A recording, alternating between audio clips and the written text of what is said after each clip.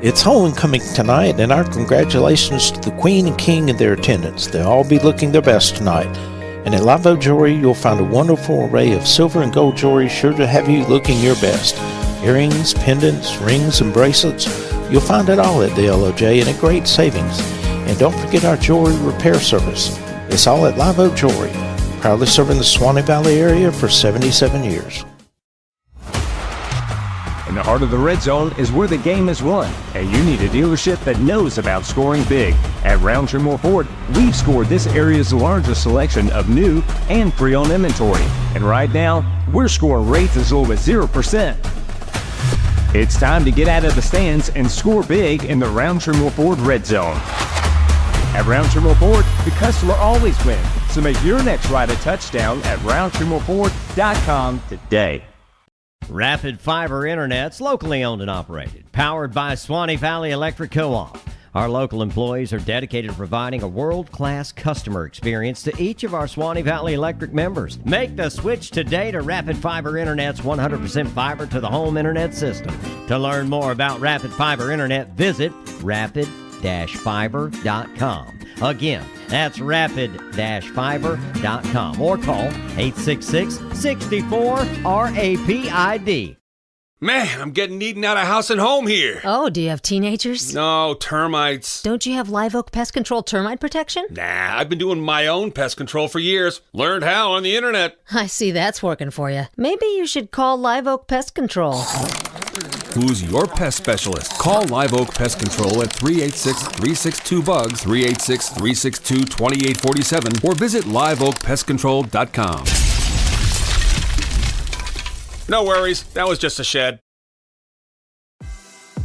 It's time for Coach's Corner, a pregame interview with Suwannee High head football coach Kyler Hall. Brought to you by Bean Painting, serving the community for over 30 years. Licensed and insured, family-owned and operated. Remember, it hasn't been painted till it's bean painted. And good evening, everybody. Time for Suwannee High Bulldog football here on rivercountrysports.com. I'm Wayne Luttrell, and this is the head coach of the Suwannee Bulldogs, Coach Kyler Hall. Coach, last week, Baker County came in, a game that we were in until the fourth quarter, and then they kind of ran away with things. 27-17, the final score. Baker gets the win. Your thoughts on our game last week against the Wildcats? A great battle, which we knew was going to be. Our kids, they fought, and we had a lot of guys back, which was good to see them back on the field. I thought did a lot of things really well, and I think offense continues to get better.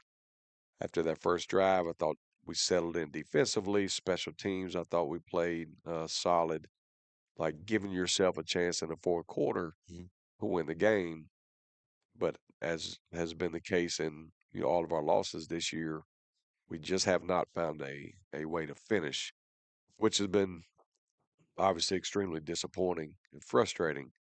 But I keep saying with this group, they're a resilient group. They keep fighting. They haven't given up. There was a lot of tears and pain after that game because, they invested and have invested so much. But definitely a tough one, because that was one that, we could have and should have had. But the only thing we can do is move forward. We had another transition this week as we thought we were going to play Wakulla Tuesday. And then the FHSA made the ruling of extending the season a week. So we pushed that game again to November 7th. And then we quickly transitioned to Taylor County and Oldham tonight. So it's been an up and down season.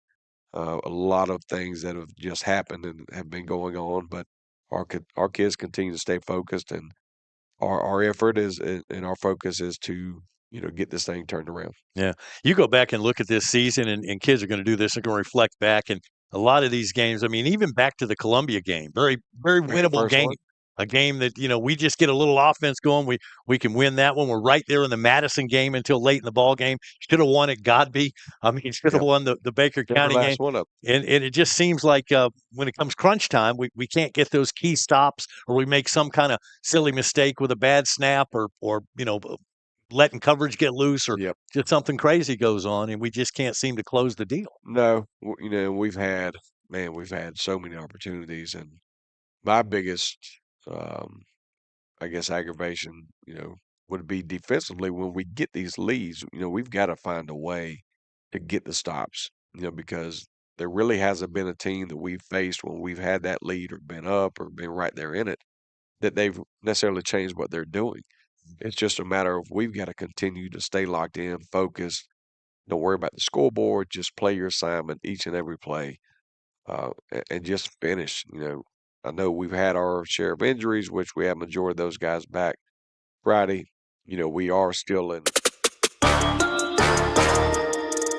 Suwannee High Bulldog Football on RiverCountrySports.com.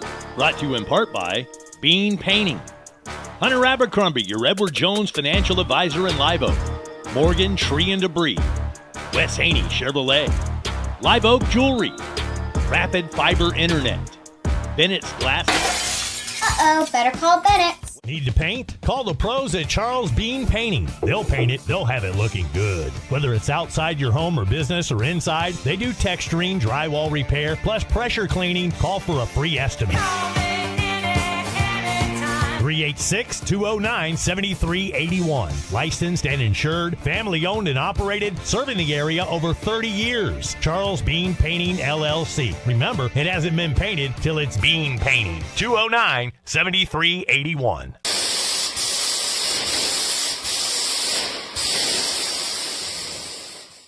Back here on Coach's Corner, which is brought to you by Bean Painting. Wayne Luttrell and the head coach of the Suwannee Bulldogs, Tyler Hall. Coach, tonight, the Taylor County Bulldogs come into town. In the last couple of years, we've been on the right end of the scoreboard, let's say, against Taylor County. This year's Taylor County team looks pretty doggone tough. They are playing with a lot of confidence. They ran into a little bit of a buzzsaw with Florida High, but that was coming off an extremely physical, emotional game against Chiefland, which they beat. That was a battle of two undefeated teams, but Taylor County, man, they're athletic. They're playing with a lot of confidence, a lot of pride. They fly around. When you see them just off hook, they're not the biggest team that we've seen by any means all year, but they fly to the ball as well as anybody we've seen defensively.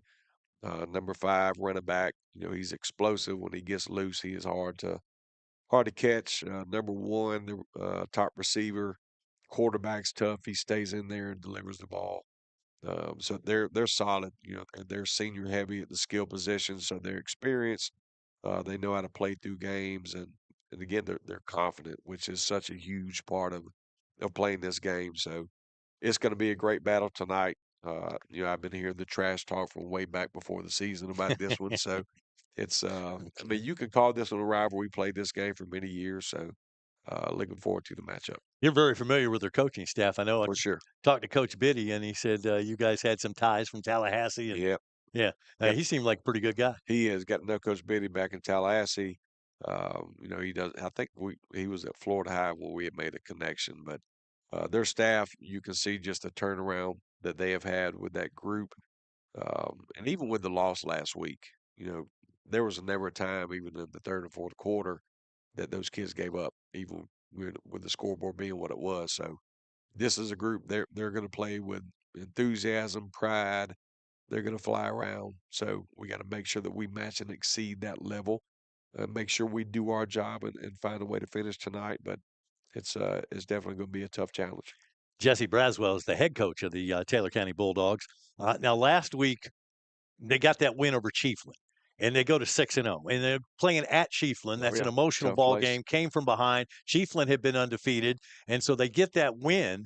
But then Monday they got to turn around and play a district ball game against Florida High, and that was tough on the road. And they went down 50-7. So the question is, how do they bounce back? What kind of character do they have? Can they just brush that off, losing that the way they did in the district ball game, and bounce back here Friday night? Well, we're going to try to make sure that they don't bounce back very well. That will be the ideal situation tonight. But I know we're going to get their best shot. Granted, they played Monday. We were going to play Tuesday, but fortunately we were able to move that game, which I was thankful for because that's a big district game against Wakulla. So two little bit different situations coming into tonight, but either way, both teams will be ready to go. And we understand just from a mental and emotional standpoint, we've got to be very sharp tonight because there's going to be some trash talk. There's going to be some pushing. we can't get caught up in that. We got to do our job. We got to stay locked in. We got to execute in each phase of the game. And if we do that, because I mean, you've seen the good things that we have done offensively, we keep getting better. Defensively, in phases of the game, we play really well. But we've got to eliminate the big play, which Taylor County is a very big play potential offense. So we understand, what we can and cannot do tonight. And we just got to find a way to seal the deal and wrap everything up. Yeah, you touched on some of their big weapons, but Ryan Hamilton, number 2, that's their quarterback. He's a passer. Yep. He's going to stay in He that don't wanna pocket, and scramble. no, he doesn't run a whole lot, but he's very accurate with the football. He 8 is. touchdowns, just 1 interception, thrown for almost 800 yards. And number 1, you mentioned him, King Williams. Yeah. That's the top receiver. He's a good one now. He's got good speed, runs good routes, good hands. He's tough. He'll go across the middle. But he is one that you better make sure you know where he is at all times. Yeah, and he's not their only weapon. I mean, if you do double him and take him out, they've also got the Simmons kid. They got Jackson. Sure. So 0-4, 5 could go out for a pass, 7, 12. They've got a number of weapons. They do. 7's a big old H back. 12, good solid receiver, good size. So they've got a plethora of guys that can make impact plays. And then you mentioned the running game. They got a pretty nice line, and behind that, they got number 5, DJ McCoy. He's smooth now. When he can, he's a good zone running back. So he can find the crease and hit it. But we're going to see counter. We're going to see power, a little bit of zone, but just the style that he runs, he knows how to set up his blocks. And if you give him a crease, he's going to hit at full speed, and he's tough to catch. So we got to make sure we put a hat on him every play, wrap him up, because I think he is the key to the game and stopping him. We really need a win, Coach. We've 100%. run a losing streak We here, agree lost on that. 4 in a row. But homecoming night's a good night. Everybody can leave happy. If we can get this win tonight, how has homecoming week been? Have there been any distractions? Are the kids focused? What's going on? What's the mindset? No, homecoming week's always great. With the bash on Thursday, it's always a great time, and the parade, and just seeing people come back into town, the Hall of Fame induction. Right. So there's so many, festivities and things that surround homecoming. So one, enjoy it. There's no use trying to, not enjoy it. Yes, our focus needs to be on the game and winning the game, but this is one of my favorite weeks of the year for many reasons. It's going to be great weather tonight. Great atmosphere. Taylor County is going to bring a huge crowd. Yep. So it's going to set up to be a great environment tonight. Yeah, it was a nice environment last week It with was. McClenny. They brought a nice sized crowd, and Yes, we sir. expect that similar type atmosphere tonight. And being homecoming should be a pretty special night. We're going to carry the halftime festivities live tonight, so that'll be kind of cool. Great. Yes, Yeah. sir. One final question, and nothing to do with the game. It's outside the lines, but just wondering about MJ Rawson. I know he's going to be on somebody's college football roster. Haven't heard a lot about his recruitment. Is it picking up? Are people starting to notice number 5? Oh, they know who he is. They've seen him. They've seen the film. They've heard about him. So it's a matter of let's go ahead and let's make it happen. Go ahead and offer the kid. Samford, out in Alabama is a great program. They're very high on him. FAMU has been talking to him. Albany State. But I really believe, man, I he's. think it's Division 1. I do too. And I know the portal has changed a lot of that, but there's got to be a program out there that still has their focus on high school kids first, Yeah. instead of this transfer portal, because he's only going to get better. When he focuses on one side of the ball, you get him on a meal plan, he's going to blow up. The weight room. I mean, this kid is nowhere near as good as the player he's going to be at the next level. So somebody's going to get a very great get with this kid. And just as a person, I mean, he's not one of those kids with a great big head, and he's part of the team. Yes. He makes big plays, but and he's all over the field and everything. We love watching him play, but he's just one of the guys. He is. He puts himself right there in the mix of the guys. He doesn't separate himself in a negative way. He's really a quiet leader. When he sees things, he'll come and tell me. And he's just steady. Man, he plays, pretty much every snap on the OND for the most part, special teams. And he's just emotionally has really grown into a steady kid that doesn't get too high, too low. He just does his job, competes at a very high level, and may you see the plays that he makes every Friday night. Yeah, no doubt. and let's hope we get some big plays from him tonight, sir. along with the rest of the Bulldogs. Let's see what happens. It's homecoming night. Suwannee taking on Taylor County. Coach, good luck against these Bulldogs. Yes, sir. Thank you, Wayne. You've been watching Coach's Corner right here on rivercountrysports.com. Stay tuned. We'll join Andy Day in the press box right after this timeout. It's Suwannee Bulldog football on rivercountrysports.com.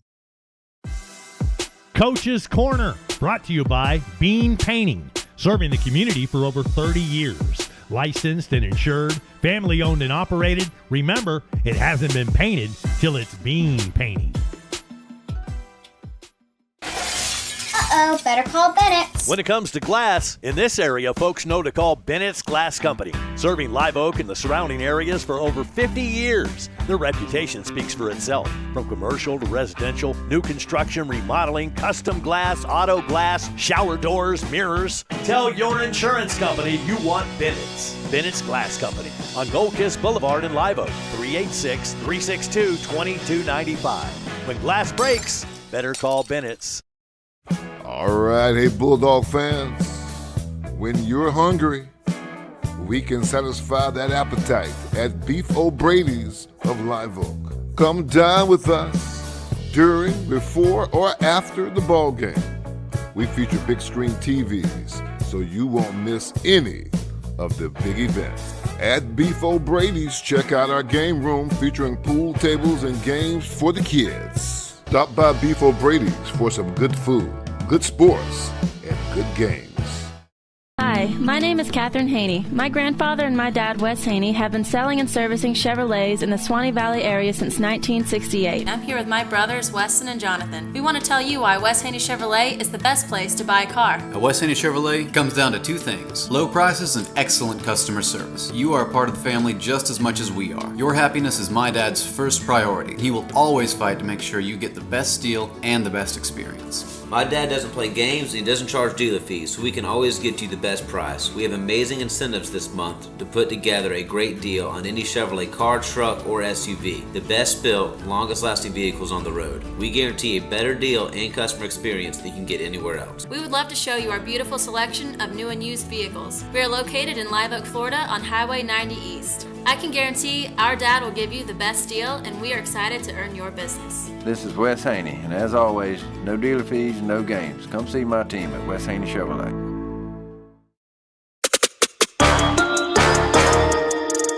Suwannee High Bulldog football on rivercountrysports.com. Brought to you in part by Bean Painting. Hunter Abercrombie, your Edward Jones financial advisor in Live Oak. Morgan Tree and Debris. Wes Haney Chevrolet. Live Oak Jewelry. Rapid Fiber Internet. Bennett's Glass Company. Jeff Tippins Insurance Agency. J&W Automotive. River Oak Technical College. Suwannee Parks and Recreation. Papa John's. Beef O'Brady's. The UPS Store. Roundtree Moore Ford. Roundtree Moore Chevrolet. Pool Realty. Corbett's Mobile Home Center. Howard Street Dry Cleaners Incorporated, and Live Oak Pest Control.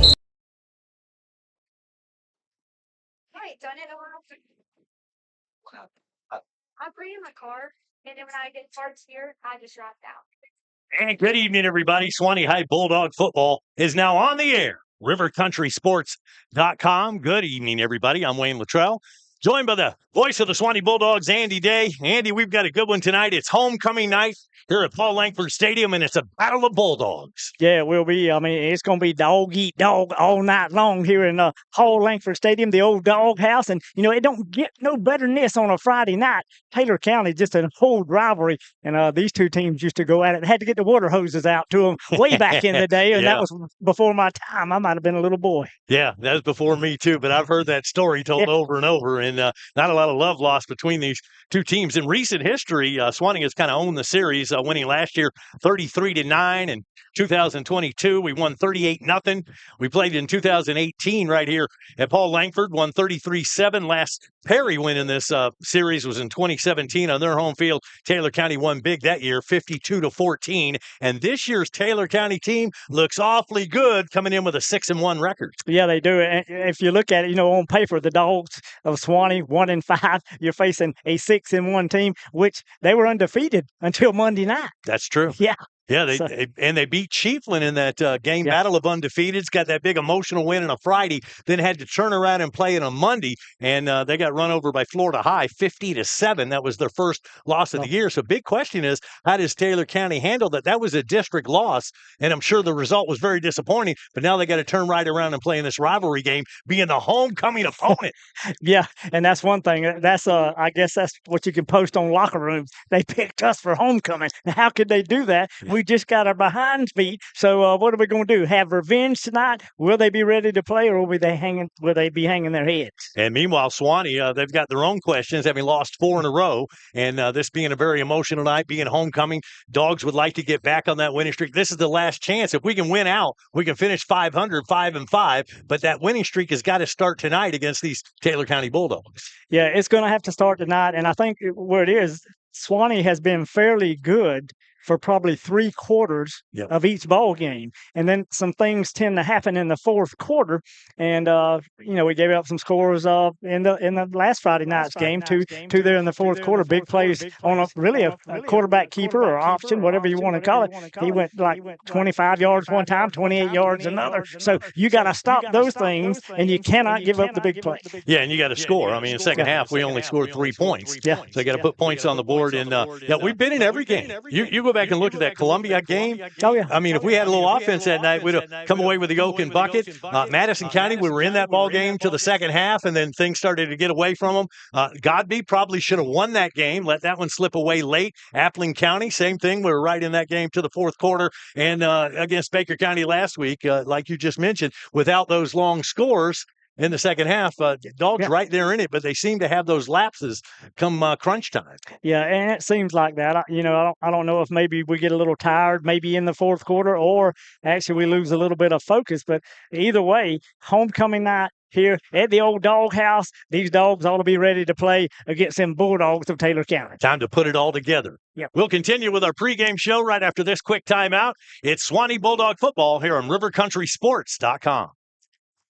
Everybody's always claiming to offer the top insurance, the lowest rate, blah, blah, blah. Well, cut the game and go to the Jeff Tippins Insurance Agency. Jeff is an independent agent, meaning he can shop around to get you the best price for the coverage you need. With access to major carriers like Auto Owners, Progressive, Travelers, and Mercury, stop with those cold 800 numbers. Discover the personal difference with the Jeff Tippins Insurance Agency. US 129 North in Live Oak. Call 364-2886 or visit JeffTippinsinsurance.com. What's a football game without pizza? Papa John's Pizza of Live Oak can take care of all of your football dining needs. Take care of your hungry crowd before, during, or after the game. Stop by Papa John's for better pizza, better wings, and many other delicious menu items for the family or the game crowd. Papa John's Pizza always has better ingredients, better pizza. Better get you some. Now is a great time to earn a career in a year at River Oak Technical College. River Oak offers 17 career and technical education programs to select from that lead to industry credentials and high-wage careers. River Oak offers high-quality instruction, academic and financial advisement, mentoring, and coaching to ensure your success. Get hands-on education without breaking the bank or leaving the area. Grow your future with us at River Oak Technical College. Your one-stop auto shop, J&W Automotive. At J&W, you can buy a car. They've got a great selection to choose from. At J&W, you can get your car fixed. They provide complete vehicle repair. At J&W, they do paint and body work. Yeah, plus tires, front-end alignments, AC work, computer diagnostics. They cut and program keys. They are truly your one-stop, all-in-one automotive shop. J&W Automotive. Highway 129 North in Live Oak. Online at jwautos.com. Back here at Paul Langford Stadium, the Suwannee Bulldogs getting ready to do battle with the Taylor County Bulldogs. Let's get to those starting lineups for the Suwannee Bulldogs. And I guess I'll let you begin with that offense. What does it look like tonight with the Dirty Dog offense? Well, a little change up at center. It'll be big number 74. That's Blaine Cruz. Your two guards, number 51, Brody Bean, and number 77, Davian Ramirez. Your tackles, the big old boys on the outside. Number 55, Reese, the mechanic Bronson, and number 50, Colton, the old six-shooter Hagedorn. At tight end, big number 11, that's Logan Brooks. Your wide receivers will look something like this. Number 5, MJ all the way Rawson, along with number 10, Coy Fryer, and number 1, Noah Lopez.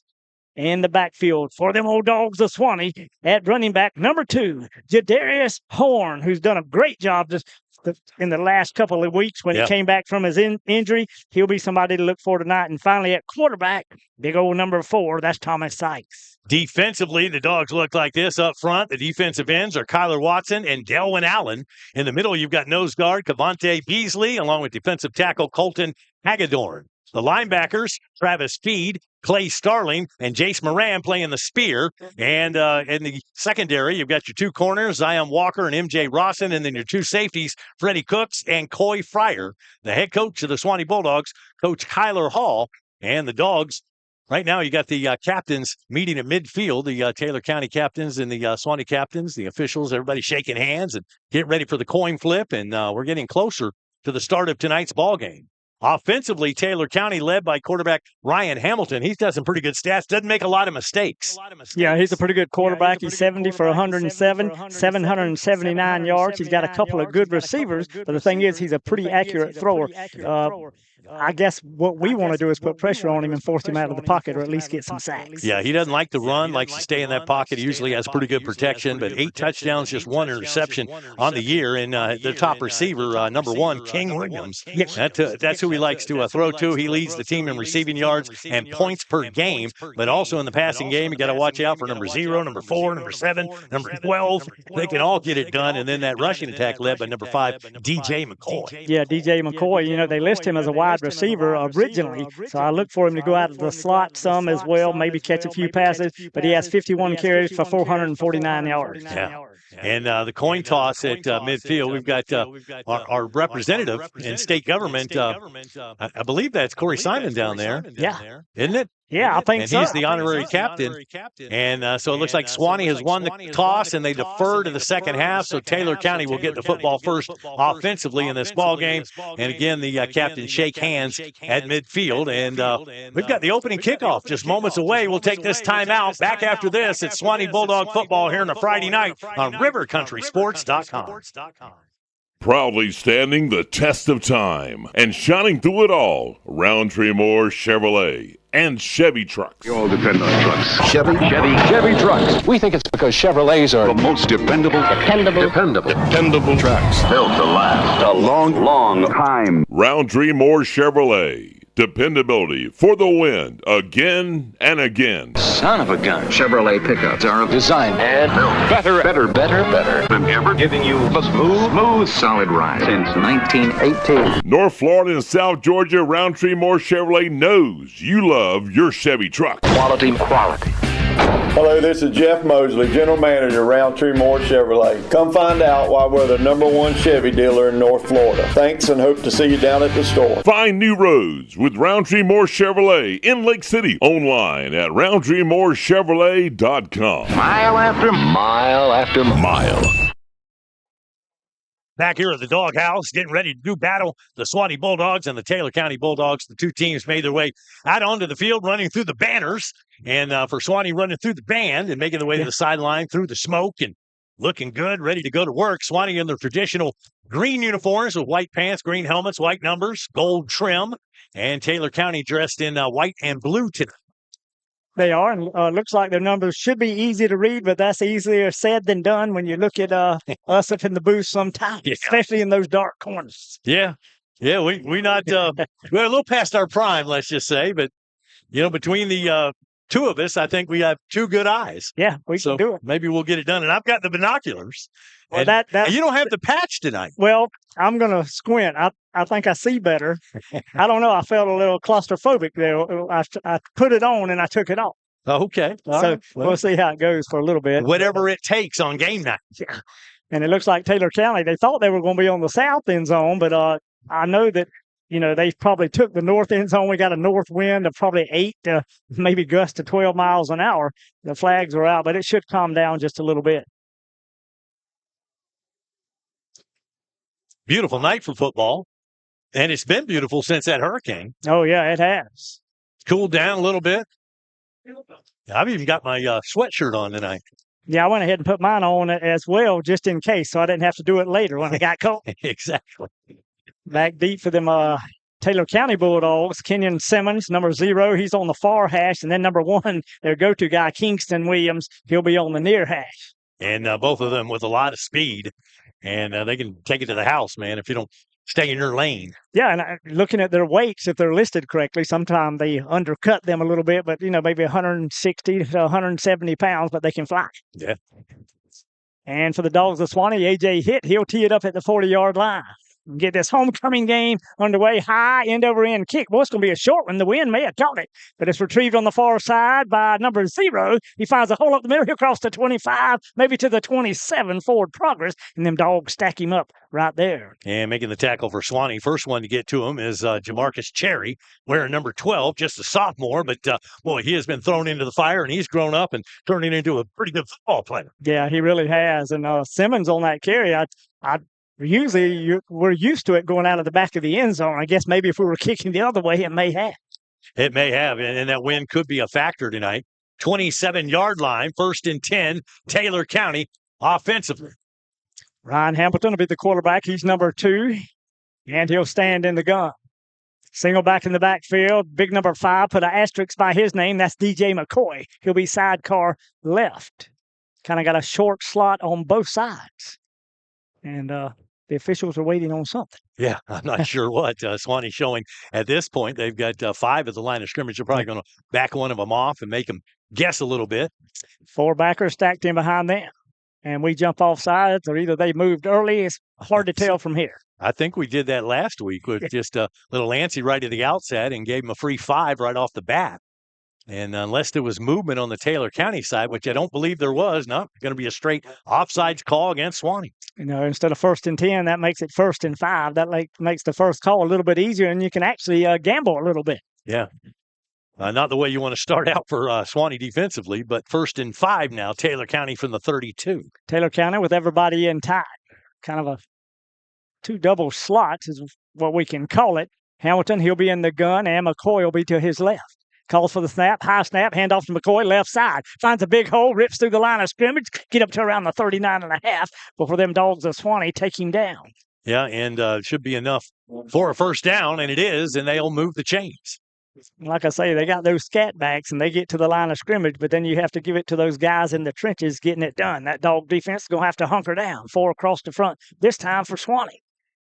Shotgun formation for Hamilton. McCoy will be to his left. Watch the split receivers either side. Quick pass behind the line of scrimmage. Wide open number 5, but he couldn't get it to him. Yeah. They tried that double pass, and they had McCoy slipping out there and trying to get their playmaker the ball in space, but it goes incomplete. Completed the first one, but not the second. Well, and I think if he'd have thrown to the receiver he wanted to go to, there was a big old Bulldog from Suwannee standing right in front of him, so would have been a good opportunity had it went that way. Suwannee a nice job defensively, staying with their guys and not allowing that big play to happen. 2nd down and 10 for Taylor County. 2 receivers set to the far side of the field. Single receiver near side. Hamilton in the gun. McCoy straight behind him. They'll bring motion and hand off to McCoy. Straight up the middle of the line. Boy, we stick him right at the line of scrimmage at the 40-yard line. He might have gained 3 or 4 inches. Man, that was a nice play that time. Big old Travis Fee comes knifing in there and makes a big tackle. Loss. He'll lose a yard there. Pretty good penetration by the Dog defense that time, and they were sure enough looking for McCoy. We'll see what the quarterback does here. Hamilton, they're pretty much back at the line of scrimmage. Kingston Williams, the go-to receiver, will be on the near side. And Hamilton will be in the gun. McCoy to his left. Got him tight on the other side. 4-man front for Suwannee. Here it is. Quick pass to the outside. A little flare pass to McCoy. He catches the football, but old Dog from Suwannee upends him at the 45. Should bring up a 4th down situation. His feet on the tackle, and nice job by their quarterback to kind of delay just a second and then throw that pass. Tackle made, though, well short of the 1st down. This will bring up 4th down, and Taylor County is going to have to punt it away. Yeah, they'll have to do that. And we talked about the receivers. Now, they like to throw to Williams. They got number 12, Mingo, number 4, Jackson, Simmons on the other side, Jock Price, and C.J. Ellis. So you never know what's going to happen. The good thing, they're going to have to punt it away. Yes, they will. 4th and 5. Not really. I guess that's Al Burgess. Will kick it away. High snap. Boy, he gets it away. End over end kick. And boy, it's going to go over our heads. And they may down it. I hope it goes into the end zone, and it does. Wow. Yeah. The Dogs of Suwannee dodged a bullet there. I thought that thing was going to die about the 2-yard line. Back after this, Suwannee football on rivercountrysports.com. Hey, Bulldogs, let the UPS Store of Live Oak handle all of your packing and shipping needs. The UPS Store of Live Oak also offers mailboxes, printing, faxing, scanning. We also offer notary services and shredding services as well. Stop by your local UPS store. There's help in here. Real help. The UPS Store, proud sponsors of Suwannee Bulldog football on the riverofcountrysports.com. Sykes will be in the gun. Split backs in the backfield. A receiver set to either side. We're looking at a Taylor County 5-man front.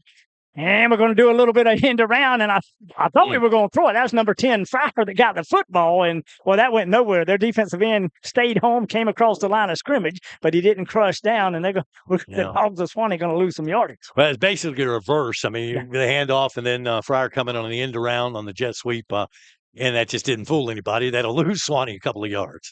Well, if we could have got some yardage on that, I could see him throwing the ball at some time out of that position. And he may have been thinking about it or setting that up, but didn't have any time there. No. Perry was across the line of scrimmage. Sykes will be the quarterback. He's in the gun. Single back in the backfield's Horn. Looking down the field. Quick out pattern to M.J. Rawson. Tapped in the air. And Taylor County intercepts it right around the 34-yard line. Maybe around the 32, where his knee hit. Big number 11, I think. Yeah, it was number 9, actually, came up with the interception for them, and that's Donnell. Aiden Donnell, who came up with the INT, but that was off a deflected ball as Rawson done. It was the intended target, and then it bounced off. A defender did a nice job, but it bounced up in the air, and Taylor County, Johnny on the spot there, coming up with the interception. Yeah, and they know that Rawson be our go-to guys, and what they did, they actually had one defender on him and then one behind him, and he's the one that got the tip ball into the air. Yep, Taylor County set up with great field position now. See if they can take advantage of the turnover at the 32-yard line, 1st and 10 in dog territory. Hamilton for Taylor County will be in the gun. Single back in the backfield. That'll be McCoy. They'll bring motion and hand it off to McCoy. Right up the middle of the field, McCoy finds a big hole up to the 25, bangs his way close to the 21, and that should be enough for Taylor County 1st down. Zion Walker hit him and then held on for dear life, man. That's a truck coming through there. Hamilton to get the next play call from the far sideline. And they're approaching that Roundtree Moore Ford red zone, just outside of it at the 21. They are close. Split receivers near side, one receiver to the far side of the field, but they're all inside the hashes. Shotgun formation for Hamilton, single back in the backfield. That'll be McCoy. And he's really stacked back there like an I formation back. Hand off to McCoy, looks for the off tackle hole, and we stick him right around the 20s. And it should be enough, well, only a gain of about 1.5 yards. Yeah, he actually ran into his own lineman, and that kind of knocked him off balance there, and Suwannee then cleaned up the play. And so a gain of only 1 there. I think number 45, Ja'Cory Brown, he made some penetration on that far side and kind of cut the back inside, and like you say, he tripped over his own player. Yeah. Shotgun formation for Hamilton, single back in the backfield. That'll be McCoy, 2 receivers on the far side of the field. Long snap count, here's the snap. Little play action to McCoy, and it looked like the quarterback was going to keep it. He bobbled the ball, fell to the turf, and a dog of Suwannee pounced on him right there. And so that'll put Taylor County into a 3rd and long situation now. Suwannee needs to bow up on defense here and try to keep him out of that end zone. If you can hold him to a field goal try, that'd be a win. It surely would. Number 83 for them, Talon Alburgess, does a pretty good job of kicking the football, and he'll have the wind at his back. Hopefully the Dogs of Suwannee will stop him. We need a sack. Shotgun formation for Hamilton, looking across the middle. Wow, down to the 5, to 4, and he fumbles the football. Suwannee picks it up at about the 10, the 15, up to the 20. Dodges one would-be tackler to the 30. We'll clear it all the way across the 40-yard line, and somebody say, oh, my, that was a big play. Wow, that was huge because Taylor County would have had 1st and goal. They hit that tight end. across the middle of the field, and nobody's on him, and it looked like he was going to get to the end zone, but he was popped at the 3-yard line. Ball comes loose, and the Dogs pick it up and run the other way. Big turnover, and Suwannee has the football back. Yeah, and that was Ross. Yeah, I'll tell you what, if he'd have broke that last tackle, he'd have been Katie bar the door. Wow. Kind of hard to pick up the number with all the melee right around the 3-yard line. Back-to-back turnovers, and Suwannee gets the ball back. No score in the game, 7:26 on the first quarter clock. Oh, that's just what the Doggy ordered. Sykes will be the quarterback. He'll be in the gun. Split receivers to the far side of the field. We got a short slot near side. And that'll be the tight end, Logan Brooks, who will stand right behind the line of scrimmage. And I think we're looking to see what the play call is. Now we're going to change it at the line of scrimmage. Boy, we better hurry up. Sykes in the gun. Here's the snap. Handoff will come to the near side. Is Horn, but boy, he goes nowhere. Maybe got about a yard gain. And got a little momentum going toward that line of scrimmage, but that closed up quickly. And Taylor County does a nice job defensively of stringing that play out. So no gain, second down coming up. It seems like their linebackers are recovering real quick as far as when Horn tried to hit that left side over here. He had some decent blocking. The linebacker came up, and he's the one to make – if he doesn't make the tackle, then we pick up about 5. Dogs up to the line of scrimmage, second down and 10. Shotgun formation for Sykes, single back in the backfield. That'll be Horn.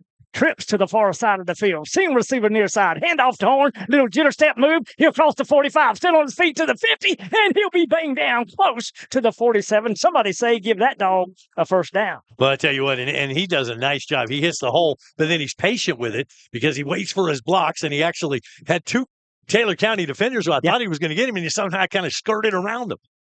He did an excellent job waiting on his blocking. Like you say, he does that little stutter steps to the outside. Yeah. Oh, my. Dogs on the move. That's the Dogs of Suwannee. We got it at the 48-yard line, 1st and 10, and hold everything. And going to be a timeout on the field. So timeout on the field stops the clock. 6:31 to play first quarter. No score. It's dog ball on rivercountrysports.com. It's homecoming tonight, and our congratulations to the Queen and King and their attendants. They'll all be looking their best tonight. And at Live Oak Jewelry, you'll find a wonderful array of silver and gold jewelry sure to have you looking your best. Earrings, pendants, rings, and bracelets. You'll find it all at the LOJ and at great savings. And don't forget our jewelry repair service. It's all at Live Oak Jewelry, proudly serving the Suwannee Valley area for 77 years. Back here at Langford Stadium, just an equipment problem there, and they got it straightened out. And now another timeout. I was thinking them Dogs needed some water. That's what I was thinking, even though it's a nice breeze out here tonight. Yeah, I thought they were giving us a water break there, but then they called the boys back out on the field and then took another break. So official timeout still stopped at 6:31 to play here in the first quarter. No score in the ball game. Last night, high school football action in Cross City. Hamilton County took the trip down to Dixie County, and the Bears come away with a 39-20 win over those Trojans. You've got plenty of action tonight. Branford, though, is not in action. They are idle tonight. Their next game coming next week against Jefferson County. Meanwhile, tonight, you've got Trinity Catholic at Union County. You got Fort White traveling to Newberry. Trenton is at Lafayette tonight. Bronson at First Academy. Chiefland is at Keystone Heights. South Walton at Wakulla.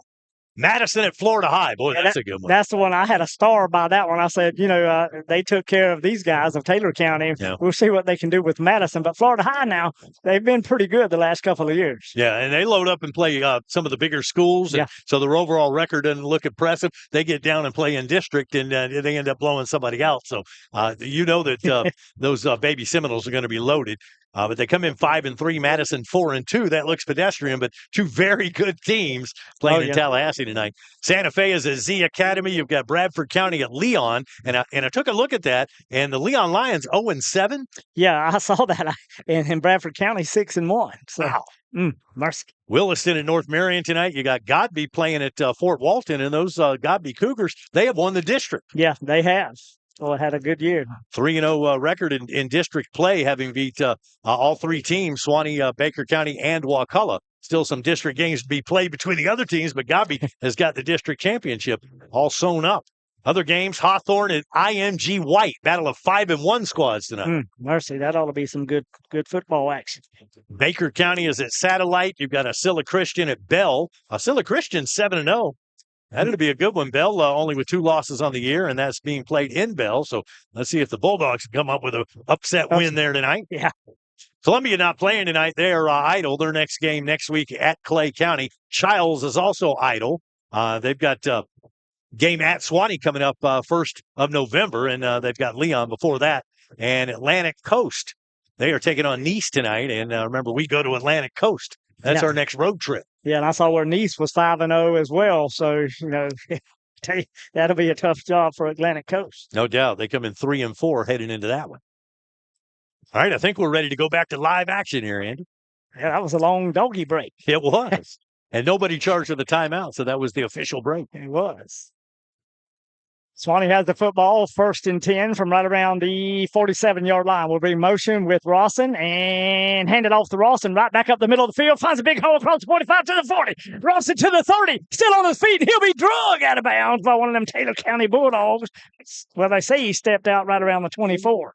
But how about that play? They sit Rawson in motion, and then he kind of stops by the quarterback and ends up taking the handoff. And he gets by one would-be tackler, and then he was off to the races. Yeah, and that's a good way to utilize him. Like you say, that one Taylor County Bulldog almost got him in the backfield, but just couldn't bring him down.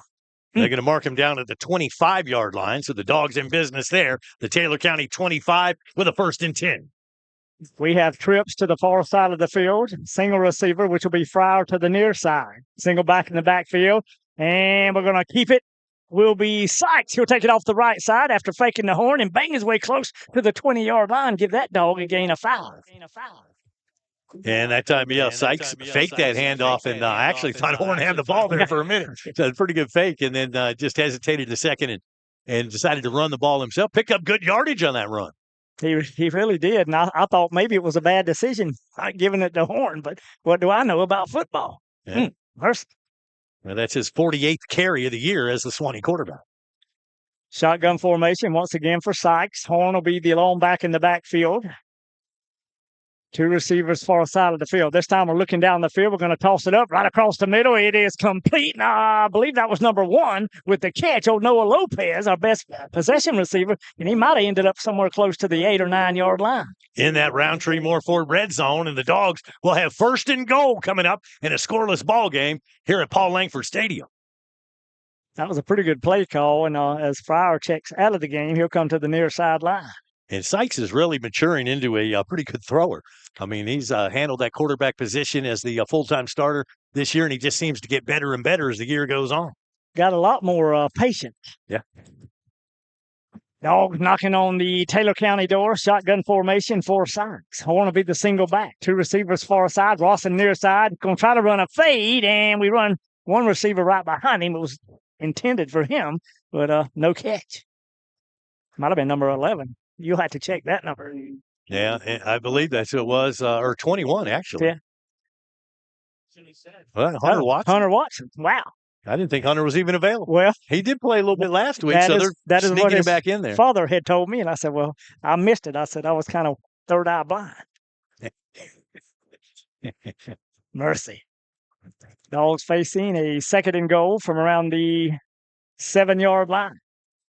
And we'll be on the near hash. That's the home side at homecoming. Single back in the backfield will be Horn. We'll hand it to Horn. He tries to bounce it outside, finds a little hole, and does a stutter step, and he'll bang his way close to around the 4, maybe just a little inside it. I'll tell you what, Horn has got that little stutter step down pat, and it looks like somebody's going to make the tackle, and he just kind of sidesteps it and picks up some additional yards there. But 3rd and goal from about the 3-yard line. Yeah, and I think we're going to bring in the heavy package in. I saw one of them big offensive linemen run in, and then I saw Delwyn Allen coming in. And, we haven't used that H-back position as much this year, and that became a big part of the offense last year, just give you an extra back. But we do have 2 in the backfield here, so you do have an extra blocker. Yeah, kind of an offset eye. Delwyn Allen, he'll be the lead back, and Horn will be behind him. He'll block the tight end. We'll cut it to the outside, and somebody say, give that dog 6. Touchdown, Swan. And that made the difference. Well, you get Allen blocking in front of you and helping to open up that hole, and then Horn just waltzes into the end zone for a Suwannee touchdown. Yeah, and I'll tell you, that block by Delwyn Allen, he just blew away. I don't know if that was the defensive end, and then we cut it to the outside with Horn and walk into the end zone. Allen actually blocked the defensive end, then went out and got a linebacker. See if the Dogs can tack on one more. A.J. Hitt will do the kicking chores. The tee will be set right around the 10-yard line. Kicking into a stiff north wind. It rolls back there. We get it on the tee. It's up, end over end, and that hammer knocker is good. And the Suwannee Bulldogs snag a 7-0 lead here at Langford Stadium on homecoming night, 3:26 to play here first quarter. 7-0 Suwannee. Bulldog football on rivercountrysports.com.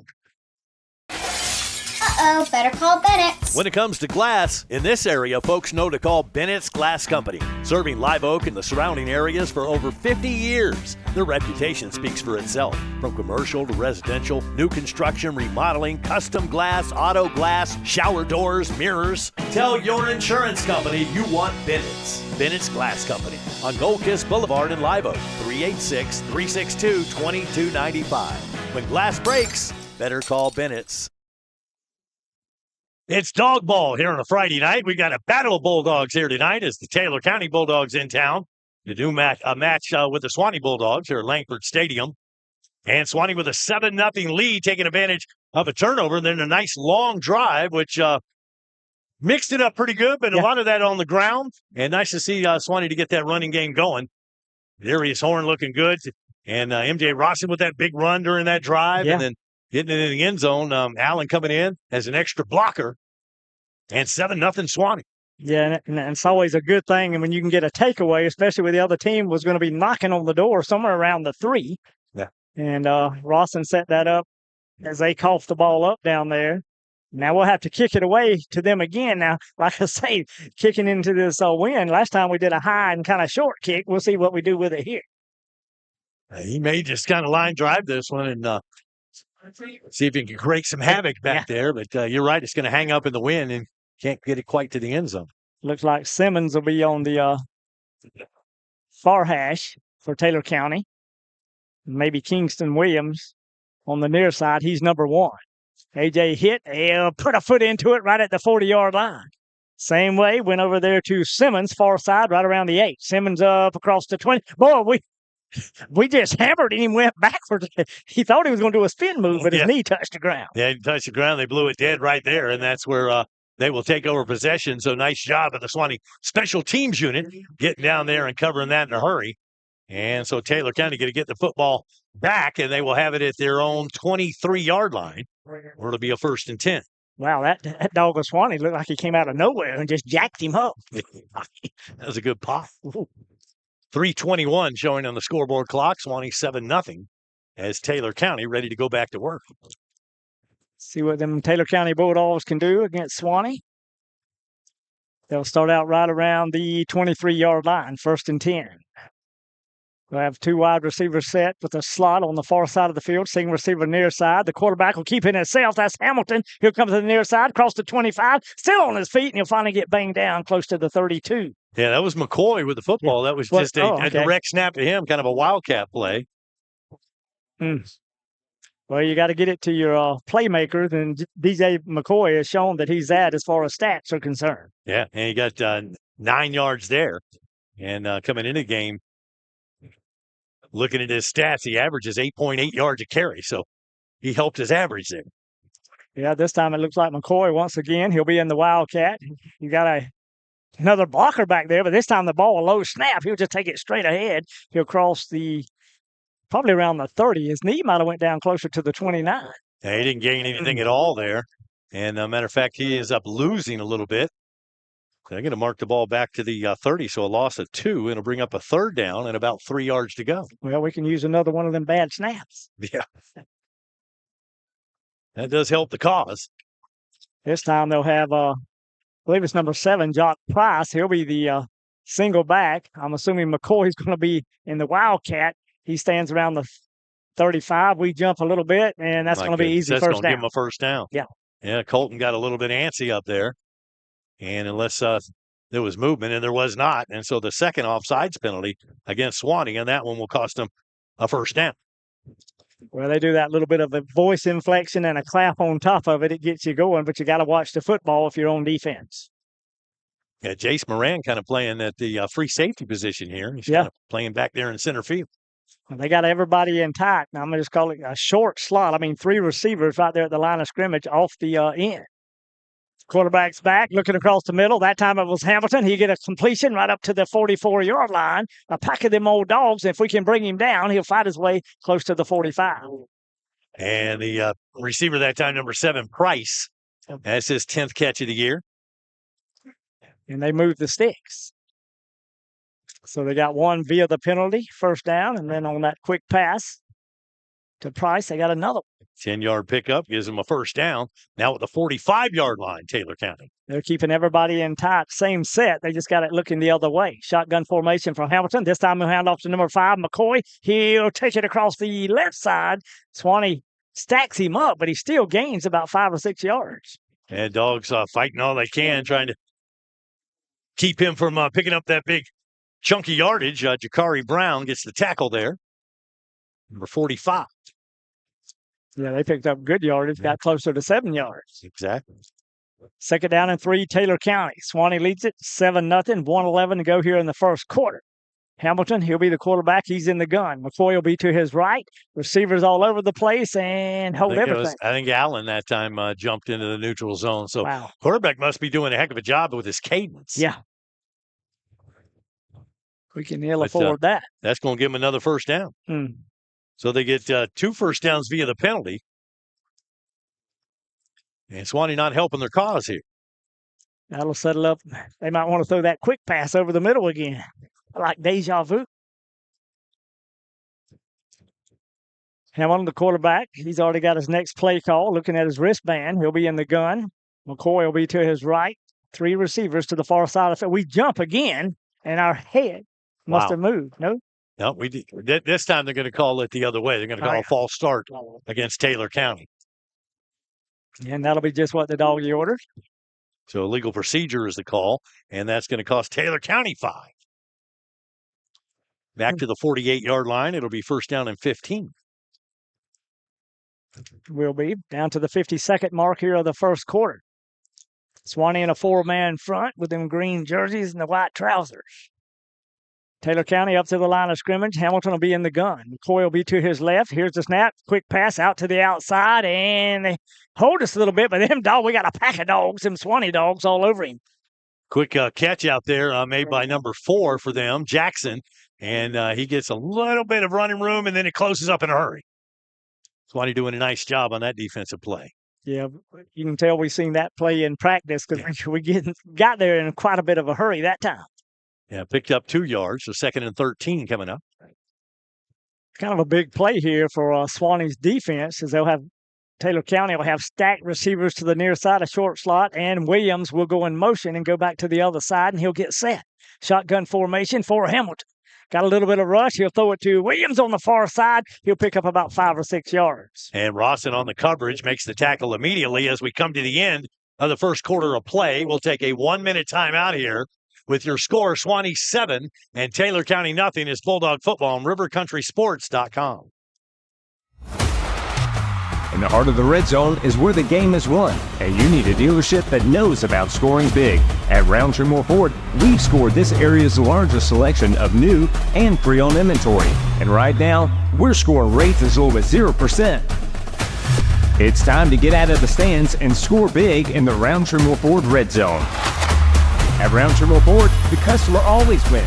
So make your next ride a touchdown at RoundtreeMoreFord.com today.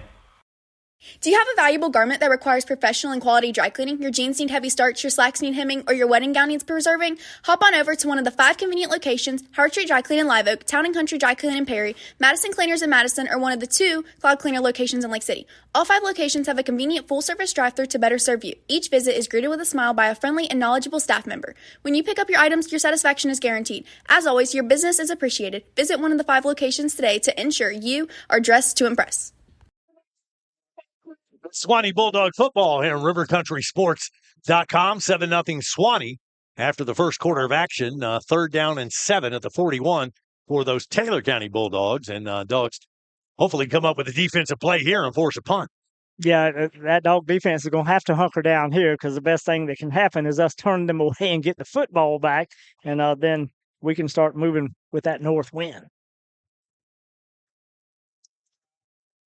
think they were out there giving some of the Hall of Fame inductees down there in the far end zone on that break. It was a long break for a quarter. Yeah, and Tom Daniels inducted into the Hall of Fame. We're hoping to talk to him at halftime. Also, Tyler Chambliss, along with Shane Wheeler and Willie Gardner, new members of the Suwannee Sports Hall of Fame. Mercy.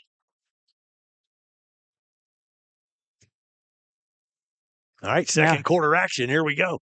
I tell you, we got our safety just playing really, really deep underneath. We'll have man coverage on the outside with safety help underneath. They'll have trips to the far side of the field.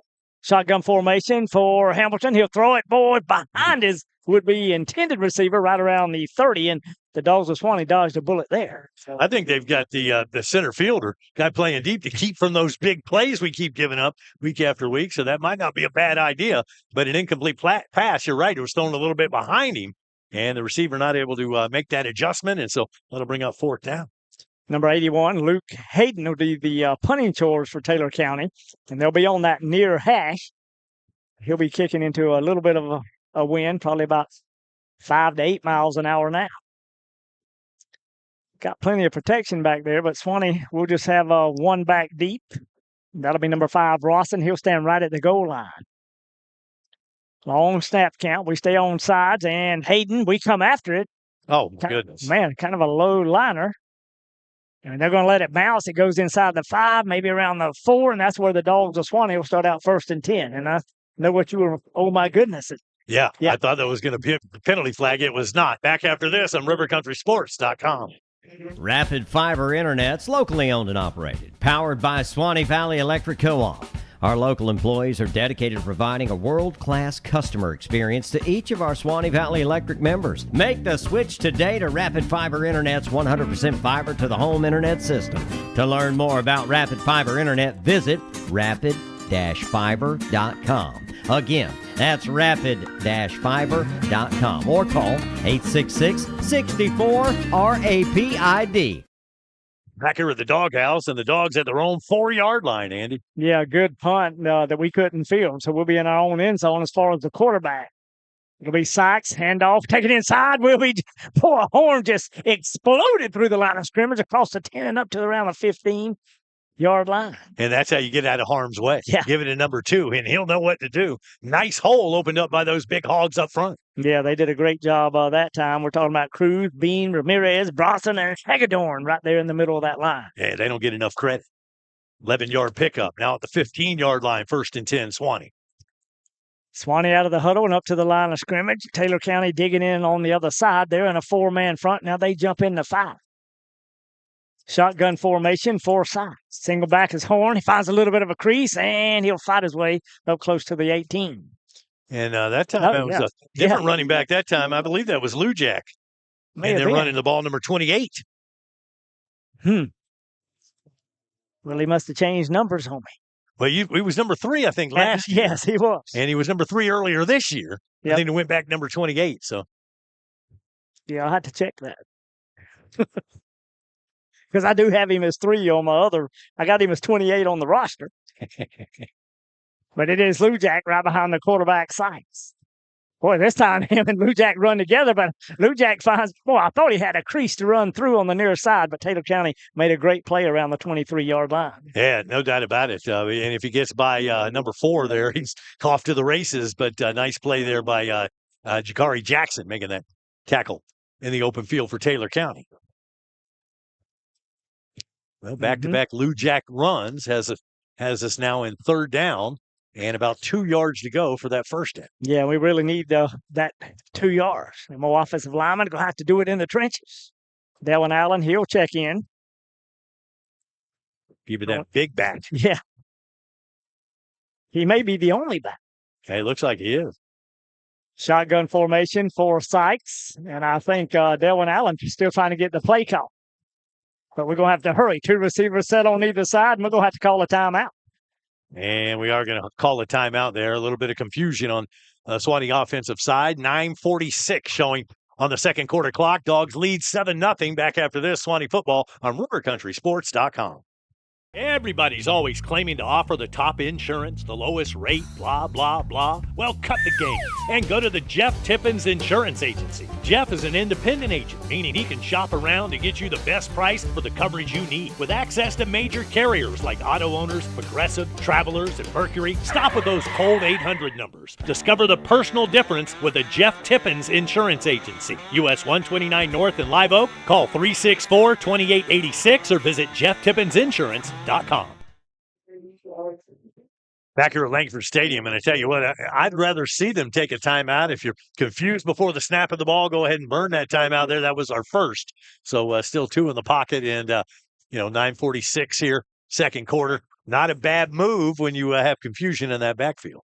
Yeah, and Delwyn Allen had just came out onto the field, so I don't think he actually got the play call. They sent him in usually as that bigger back in the backfield. And the quarterback Sykes were trying to tell him about it, but I think they were taking too much time. Yeah, noisy stadium, trying to get that word to him. So they smartly take a timeout. Now Allen knows the play. He does. Sykes in the gun. Allen will be to his left, trips to the far side, hand off to Allen straight ahead. Got a little bit of a hole, and he fights his way across the 27. Should have a plenty for the first down. So that is the third back to run the football out of the Suwannee backfield. Actually, the fourth. Yeah. Fourth back to run the ball because MJ Rawson got a carry for big yardage, but that time they put in the bruiser, the big back, and he picks up a first down. Yeah, and actually when Horn was injured, he was doing a pretty good job running the football until he went down. And then he got hurt, and, and I thought they were going to be a little more hesitant to use him back there because you really need him on defense, but absolutely, he's a great player on both sides of the football. Dogs with the big first down up to the 28-yard line. Shotgun formation, 4 sides. Single back in the backfield. And we bobble the ball. It goes by us. And, boy, Taylor County's all over us. And I think Sykes recovered it, but back at the 20 or the 21. Wow. And Taylor County, they wear those Gator colors. And their player actually did the Gator chomp there. They're the Bulldogs, aren't they? What are they doing chomping? Well, I don't know. Bulldogs bite. Yeah. Sykes was lucky to fall on that ball because he had a rush in his face, and man, that could have been a turnover. We've seen a few of those high snaps, but he did somehow fall on it, but more like a miracle. But we lost a bunch of yardage on that play. Sure did. Lost about 6. Yeah, and 16. Shotgun formation, 4 sides, single back, and we'll flare out of there. We'll throw it to the other side. Taylor County right there. Boy, Brooks caught the football, but that Taylor County Bulldog just did a great job. And jawing after the play, and that's going to result in a flag. So Brooks not happy about that and let the defender know. And words, I'm sure, thrown back and forth, and the officials throw a flag. And let's see, this may go against Brooks. Yeah, it may. He caught the football right around the 20. And one of those Taylor County players had him by the ankle, and I don't think he liked that, and he's going to let him know about it. And now the officials are going to let us know which way this call goes. And it is going to be unsportsmanlike. It's going to be against both teams. Both teams, yeah. And so that'll cancel each other out. Yeah, that's usually the best way to call it because they were both doing about the same thing.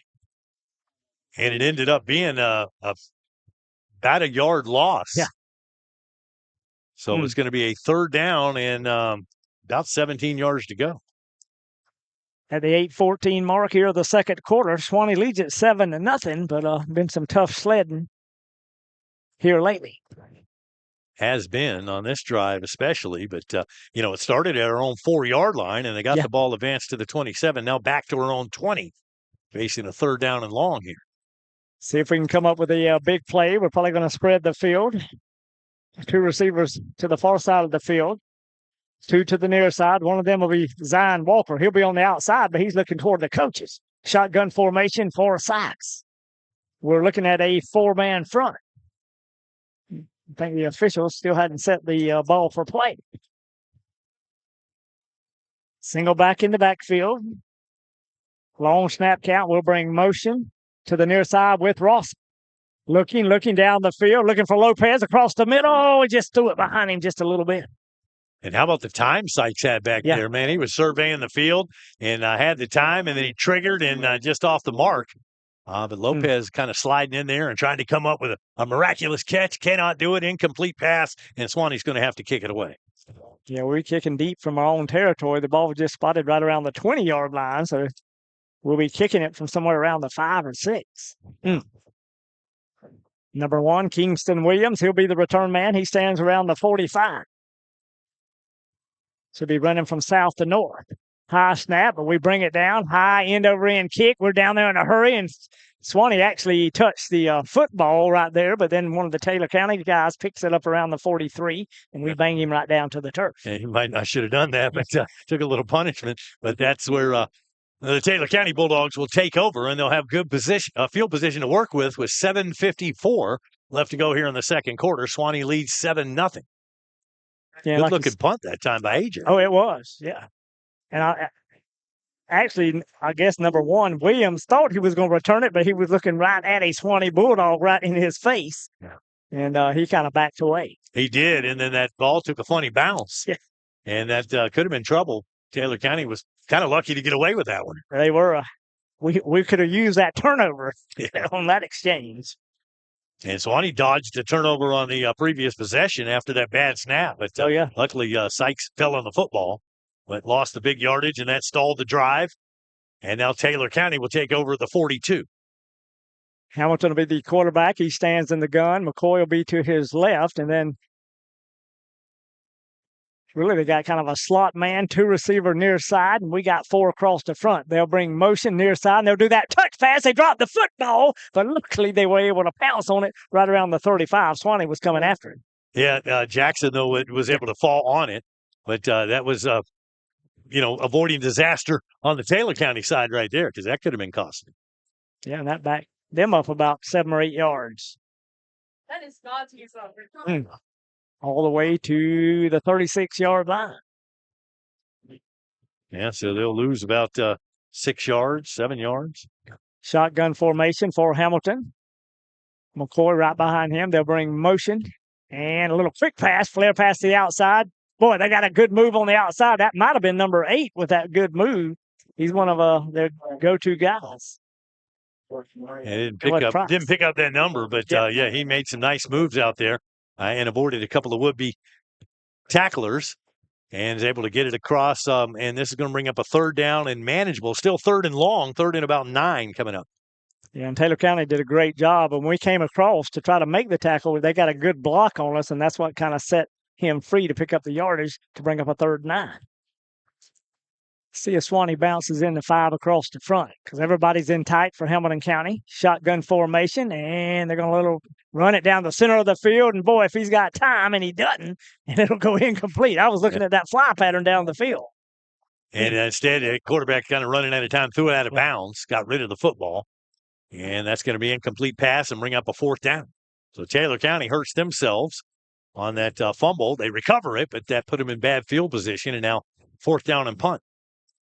Doing the punting chores for them, Luke Hayden, number 81. He'll stand somewhere around the 31-yard line. Suwannee will have 2 back deep. One will be Rawson on the near side. Probably Fryer on the far side. Here's the snap, kind of a high one. This time, a low liner to the far side of the field. I'm talking about if they get down, if they can get down there at the 1. Yeah, that ball just kind of died at the 1-yard line, and Swanee's going to be back up against their own end zone. Back after this, Suwannee football on RiverCountrySports.com. Your one-stop auto shop, J&W Automotive. At J&W, you can buy a car. They've got a great selection to choose from. At J&W, you can get your car fixed. They provide complete vehicle repair. At J&W, they do paint and body work. Yeah, plus tires, front-end alignments, AC work, computer diagnostics. They cut and program keys. They are truly your one-stop, all-in-one automotive shop. J&W Automotive. Highway 129 North in Live Oak. Online at jwautos.com. Friday night dog ball right here. RiverCountrySports.com. Appreciate you tuning in and appreciate the support. Tell you what, Suwannee in a 4-game losing streak, but dogs are putting in maximum effort here tonight, and things look good early. 7-0 Suwannee with the lead. And homecoming night, you got everybody back in town. Yeah, got a great crowd on hand. And Perry traveled well as well. Yeah. So standing room only around the fences, and man, I tell you what, this is a great atmosphere for high school football. Yeah, they packed the doghouse tonight, and there's a lot of dogs in it. Yeah, no doubt on both sides. Yeah, you go. And Suwannee's going to be at their own 1-yard line, so we got to go 99 yards, and you just got to get out of harm's way here. and don't get caught behind that line of scrimmage. That'll be a safety. Yeah, the last time we were back that deep and we still run from shotgun formation, we handed it off to Horn. But this time we go with the big back, Dylan Allen. He'll be sidecar right. Shotgun formation. Here's the snap. And a handoff to Allen. Little hesitation. Puts his old shoulder down and bowls his way up close to the 7-yard line. And that's what the doctor ordered right there. Yeah. You need to get out of harm's way and give it to your big back and let him do some work. And he does. And on that play, he picks up about 5 yards. Yeah. Maybe 6. Did a good job. Yeah, probably closer to 6.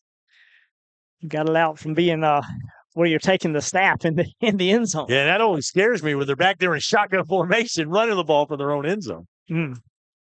This time it'll be Lujak. He'll be the single back. Shotgun formation for Sykes. Receivers set on either side. Handoff to Lujak, left side. Kind of looks for his blocking. Bowls straight ahead. He'll cross the 15. See if they mark him down closer to the 16. And a big old dog first down. And hadn't seen Lujak for a couple of games here. And, boy, he's got those fresh legs, and he is showing it, man. Running that ball hard. Yeah, carries it all the way to the 16-yard line for Suwannee. That'll move the sticks and run the clock a little bit. Lujak coming into the game, 28 carries for 39 yards. So he is helping his average, which was only 1.4 yards a carry. Suwannee up to the line of scrimmage. We've got a short slot on the far side of the field, and actually that short slot comes to the other side of the field. Yeah. Everybody this way. Handoff to Lujak. He'll do a little juke move and hurdle one would-be tackler around the 20 and fall forward to around the 22. Yeah, that's a nice-looking run. Looked like he was running track that time and jumping over the hurdles. He did a great job to dodge that one would-be tackler for Taylor County. Picks up another couple of yards, but it'll be closer to 2nd and 4. It's nice to see that running game getting cranked up a little bit here. Yeah. See if we keep it on the ground. 4:38 mark here of the second quarter. We lead at 7-0, but we could use another score. Shotgun formation, 4 sides. Single back is Lujak. Take it off the left side. He's trying to drag away from a Taylor County Bulldog, but could not do it at around the 25-yard line. It's close. Fighting for yardage. I think he's going to be just a hair short, though. Yeah. And needs it across the 26. He's got it at the 25, and so 3rd down and a yard to go. See what we do here. I was surprised Allen didn't run back on the field, but I didn't see that. Shotgun formation for Sykes. Looks like Lujak will remain as the single back in the backfield. 2 receivers near side. We're looking at about a 5-man front. Handoff Lujak near side. Got a lead blocker. Puts his shoulder down. Gets turned. See Turvey at the 30, but somebody say give that dog a first down, and Lujak might be injured. And let's hope not. And he is slow to get up, so trainers are going to take a look at him. We'll take a timeout. Back in a moment. Suwannee football on rivercountrysports.com. Now is a great time to earn a career in a year at River Oak Technical College. River Oak offers 17 career and technical education programs to select from that lead to industry credentials and high-wage careers. River Oak offers high-quality instruction, academic and financial advisement, mentoring, and coaching to ensure your success. Get hands-on education without breaking the bank or leaving the area. Grow your future with us at River Oak Technical College. Suwannee Bulldog football here on rivercountrysports.com.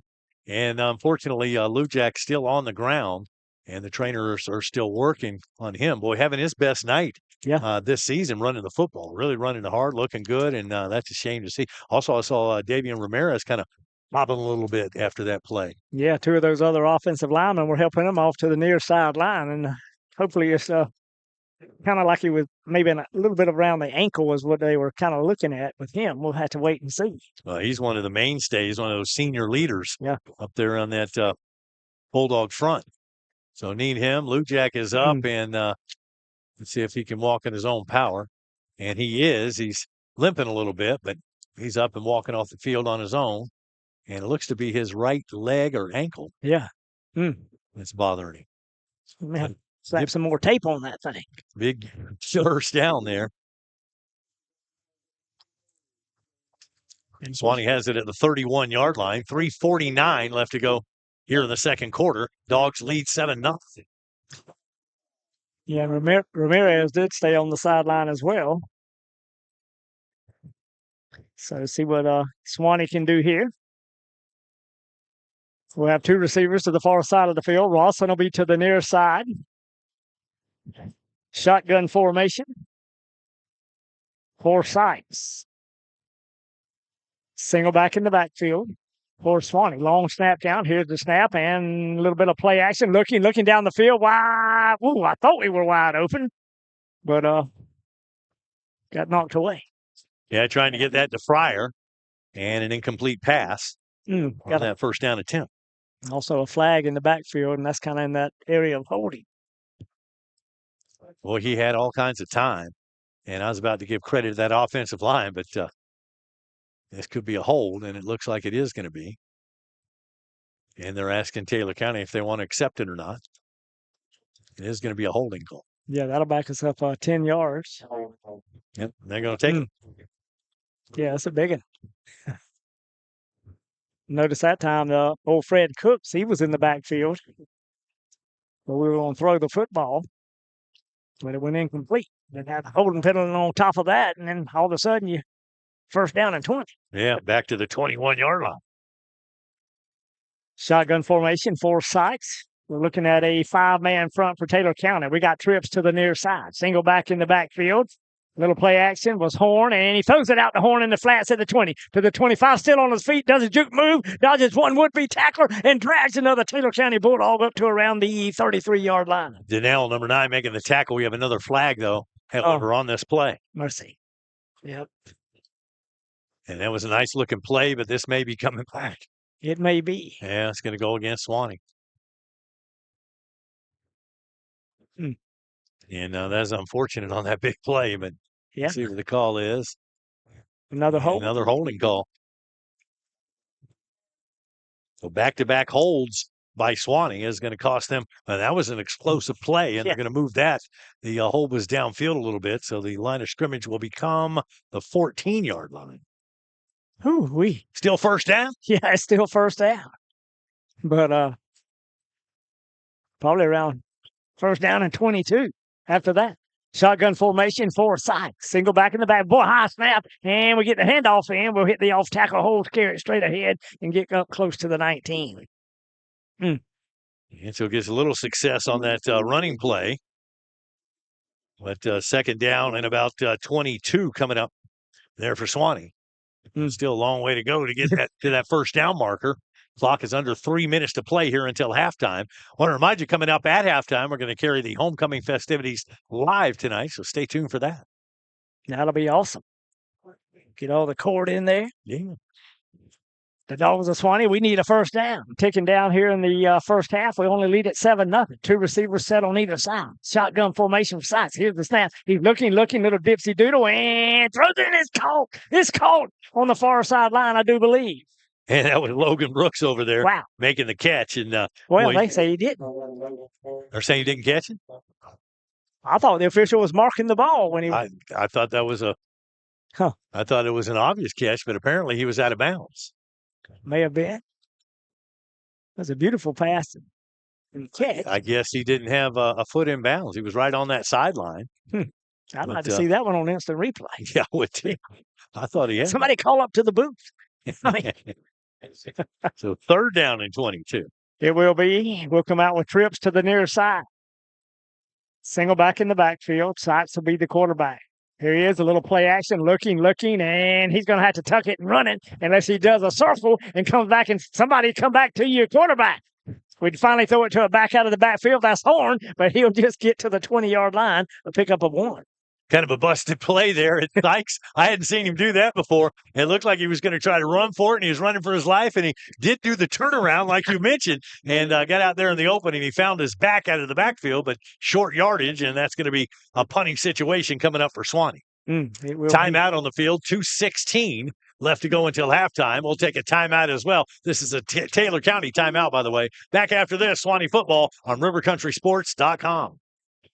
It's rodeo time in Live Oak. The Suwannee River Roundup Pro Rodeo, October 18th and 19th at the Bob Holmes Covered Arena at the fairground. Bull riding, bronc riding, barrel racing, steer wrestling, breakaway roping, calf roping, and team roping. Gates open at 6. The rodeo starts at 7:30. Tickets just $10, 12 and under $5. The 4th annual Suwannee River Roundup Pro Rodeo, presented by Pilgrims and sponsored in part by Visit Suwannee County. Friday and Saturday, October 18th and 19th. For more, visit SuwanneeParks.com. Suwannee Bulldog football here at rivercountrysports.com. I just got a text that he did stay in bounds there. Somebody watching on the big screen. Yeah, and that's what I said. We needed a replay on that one. Well, you're not going to get it back. No, we're going to have to punt it away on 4th down and about 21. And this is always dangerous. They're coming after it. Here's the snap, and they don't get close to it. It's going to be kicked across the far side. Boy, it takes a Suwannee Bulldog roll. We need to keep letting it go, and it'll be down somewhere around the 36. And wow. And they're going to be a penalty flag thrown after. Right. They'll tack on 15 against us. Yeah. We'll take a timeout. Back after this. Suwannee football on rivercountrysports.com. Rapid Fiber Internet's locally owned and operated, powered by Suwannee Valley Electric Co-op. Our local employees are dedicated to providing a world-class customer experience to each of our Suwannee Valley Electric members. Make the switch today to Rapid Fiber Internet's 100% fiber to the home internet system. To learn more about Rapid Fiber Internet, visit rapid-fiber.com. Again, that's rapid-fiber.com or call 866-64-RAPID. rivercountrysports.com. That's where you'll find all the Suwannee Bulldog action. And tonight, homecoming here at Langford Stadium, going to be a personal foul called against Suwannee, and this is going to improve the field condition for Taylor County as we come down to the final minutes here of the second quarter. Yeah, it'll give them the football on our side of the football field right around the 49-yard line. Mercy. And it was purely uncalled for. Yeah, it was. Shotgun formation for Hamilton. High snap. He brings it down, does a little play action, roll, and looking down the football field to number 1. He could not stay in bounds. And I don't need instant replay for that one. No. King Williams, the intended target there, but just threw it a little bit wide, and he could not keep the feet in bounds and make that catch at the same time. So an incompletion. But he kind of had plenty of space down the field. I mean, as far as not too many dogs too close to it. Oh, he was open. Yeah. If that ball was on the money, we had a big play for Taylor County there, but luckily for Suwannee, it was just off the mark. Yeah, they were going for the big strike. Like I say, about 2 minutes to go before the half, Suwannee only leads at 7-0, and them Taylor County Bulldogs are 49 yards from pay dirt. Jeremy Webb checks in, and Clay Starling hustles off the field for this play. Hamilton in the gun. McCoy will be to his right. Split receivers set on either side. We got a 4-man rush coming after the quarterback. Once again, he goes down the field. Ralston in coverage, and once again, he throws it out of bounds, really over his receiver's head. Threw it wide and incomplete, and trying to put it out there when only his man, can make that catch. But just a little bit off the mark, and back-to-back incompletions will bring up 3rd and 10. And only burnt about 4 or 5 seconds off the clock. Yeah, minute 56 left to go. And so Suwannee's thinking, hey, we're going to get another crack at this if we can stop them here on this 3rd down play. That old dog defense will have to hunker down. Taylor County, they're looking to the far sideline. And we do have a penalty flag on the field. And I think we had an illegal man downfield, and Suwannee's going to decline that and let it be 3rd down. Because that's why Taylor County's over there trying to decide what play call to call, whether we back them up and it's 2nd down or whether it's 3rd down and 10. I'm sure Coach Hall's thinking we're going to get another possession if we can get one more stop here and force a punt. DJ McCoy will be the lone back. He'll be sidecar right. Hamilton will be in the gun. He'll have trips to the short side of the field. That's their side. Single receiver near side.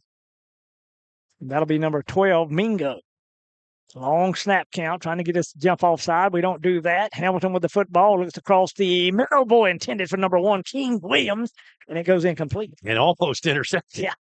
But an incomplete pass, just exactly what Coach Hall wanted to happen. And that'll bring up a 4th down and 10. And from midfield, Taylor County is going to be forced into a punting situation. Of course, you never know around midfield, late in the second quarter like it is. They may take a shot here if they have a fake in there. playbook. Well, I was wondering this time we're going to send 3 back deep. I mean, their punter has really coffin cornered us, or whatever you want to call it. Well, here's that low liner. This time it's going to bounce at the 30 and go out of bounds. See if the official stops right around the 29. And so Suwannee will have some decent field position with 1:46 left to go until halftime. You know, they do not want one of our return man. That's all the way Rawson to touch the football. No, they do not. Just kick it away. I've got to ask you this before we get out of here. And you know I we was already going know to the ask answer. you. Right, yeah. Yeah. Georgia's playing Texas. Oh, boy, it's going to be a rough Saturday one. night. I'll tell you what, Texas is going to do to Georgia, probably. Now, I'm a Georgia fan. Now, don't worry. Mm. Did you watch the Oklahoma-Texas game? I did. Okay. Yeah. Well. Yeah, no, Texas is pretty good. I just have a feeling they're not ready for this big spotlight, and Georgia's going to come in there and spring the upset. Well, Georgia's been slow to start all year, so they better be pushed to start this time. That'd be a good one, man. Looking forward to it. Yeah. And Suwannee lines up, and then they call a timeout here. So going over some college football games, you've got that Georgia-Texas game. That's number 5 Georgia and number 1 Texas, and they've got the Longhorns as a 5-point favorite. They're under the lights there out in Texas. Yeah, they said that. I think that's the first time Georgia hadn't been favored in about a couple of years. Yeah. Anyway, hey, you know you got games going on tonight too, don't you? I know there's a dog on it. What are they doing to me? I don't know. And FSU and Duke, is that true? You've got Florida State and Duke. Florida, and this is a weird one. Florida State 1-5, Duke 5-1. Yeah. I mean, that's a role reversal there. And one of them dogs is Suwannee playing for Duke. You've also got number 2 Oregon at Purdue tonight. Yeah. And then if you can stay up late enough, the 10:15 game tonight. When we get home, we can watch this one, number 15 BYU playing host to the Pokes of Oklahoma State. Yeah, I watched Virginia Tech kind of take it to somebody, BC. Here we go. But it was a good game. Yeah, it was 28-20. It came back 28-21, but then they just blew them out. All right, here's the Dogs of Suwannee. Shotgun formation, and we're going to hand it off. And Horner take it on the left side, little dipsy doodle move, and fight his way up to the 34. So Dogs come out running the football, and a little bit of a surprise. Thought they were going to come out slinging there. But Horn picks up about 5, brings up second down. Kind of staying a little conservative. See what we do here. We'll bring trips to the near side, single receiver to the far side of the field. We're looking at a 4-man front this time with backer stacked in behind them.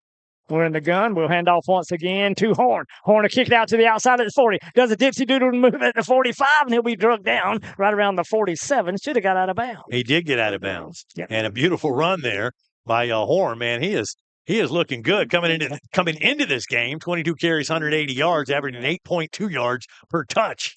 And he is helping himself with his stats here in this ball game. Yeah, and the thing about it, I think he'd only played 4 games, up until tonight. Yeah, because he had the injury earlier in the year. Dogs with a first down right around the 47-yard line. Trips to the near side. Rawson will be to the far side of the field. Single back in the backfield. That will be Horn. Quick pass out here to Mount Zion. He crosses the 50 up to the 45. He'll fight his way inside the 40, maybe the 39 and a half. Just a quick pass out there to Zion. He makes the catch, has blockers in front of him, and is able to pick up a big first down now into Taylor County territory at the 40-yard line. Dogs in the hurry up. Zion will come back to the near side. We'll have 2 receivers to the far side of the field. Shotgun formation, 4 sides. Single back in the backfield is Horn. Probably be throwing it from now on. Throws it across the middle. I think he bounced past him as the official was in my way. Yeah, the officials saying completion, but that'll stop the clock. 48 seconds left to go in this half. And an incompletion there will bring up second down. Suwannee at the 40-yard line at Taylor County. Well, I think, maybe what we need to be thinking is trying to pick up at least 15 and we got a kind of a good breeze behind us, at least a 5-mile-an-hour breeze, and maybe kick a field goal. And the way this game is going, I mean, it's been a defensive struggle, so those 3 points could be awfully handy.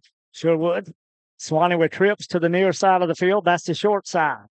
Rawson will be to the top of the field. Single back in the backfield is Horn. We're looking for Rawson. Man covers, turns around, turns to the outside. Pretty good coverage, and it's incomplete. Yeah, looking for Rawson there, going for a big play, but comes up incomplete. And we'll bring up a 3rd down and 10. And they got their best receiver on him, Kingston Williams. He's a defender, and they got Rawson on. They just seeing each other all night long. And right now, well, you're normally going to see the best player on number 5 and vice versa. So And every week, MJ's not going to be a surprise for anybody. So they're going to double him or they're going to put their best guy on him. And he knows that. Oh, yeah. This time the Dogs will have Rawson, and number 11, Brooks, will be to the near side, and we're going to call a timeout. Timeout will stop the clock. 44 seconds still to go in this half, and the Dogs outside of AJ's range right now. So they need to get a little more yardage to get him a little more comfortable if they end up going for 3. Yeah, we need to pick up at least another first down and then some. Looking at some other college games being played on Saturday. Yeah. You mentioned games tonight, but Saturday we've got the Miami Hurricanes. They put that undefeated record on the line at Louisville. That's a noon kickoff Saturday. Canes come in as a 5-point favorite. Yeah, that'll be a good game. Boy, they better play better than they have been. You can't rely on the refs every game and there's late game heroics. Well, I'm telling you, as long as you win them.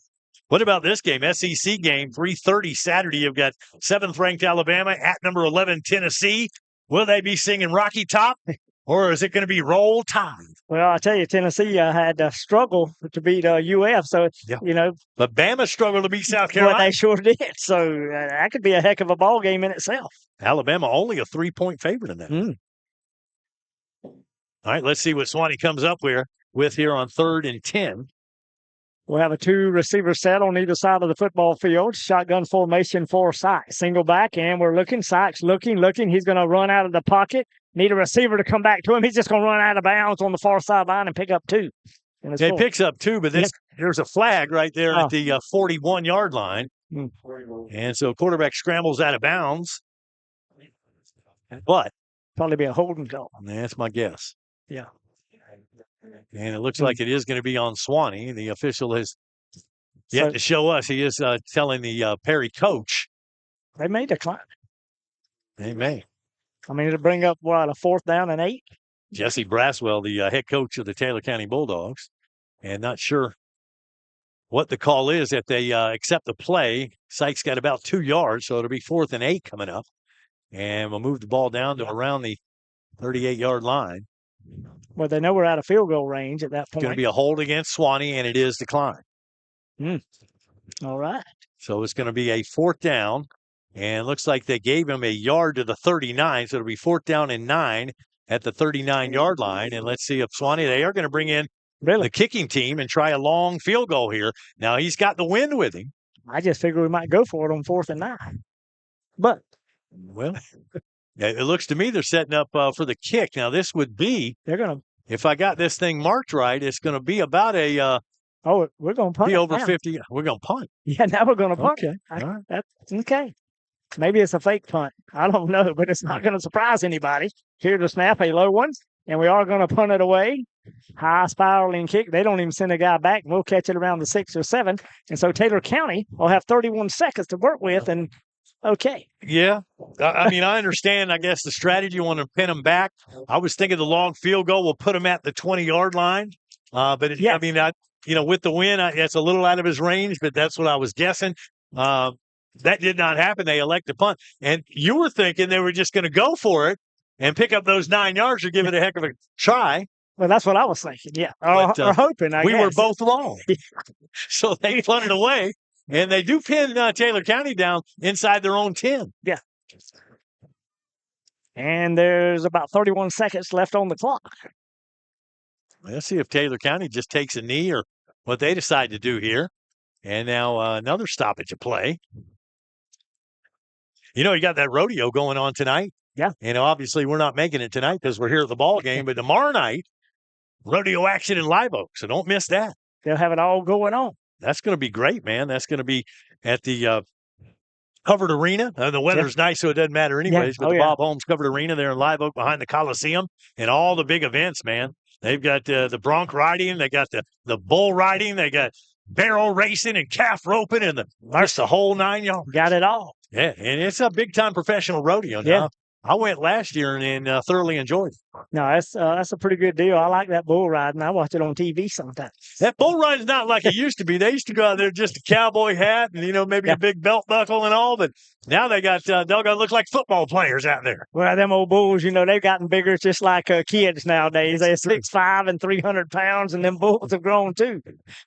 That's a big event, man. Don't miss that tomorrow night if you couldn't make it tonight. And even if you could, maybe both nights. They're kind of set up in a victory formation to take a knee, but they may not do that. They try to draw us off sides, and I don't even know what happened. Yeah, they just got the clock running, so they do take a knee, and they're going to take it into halftime.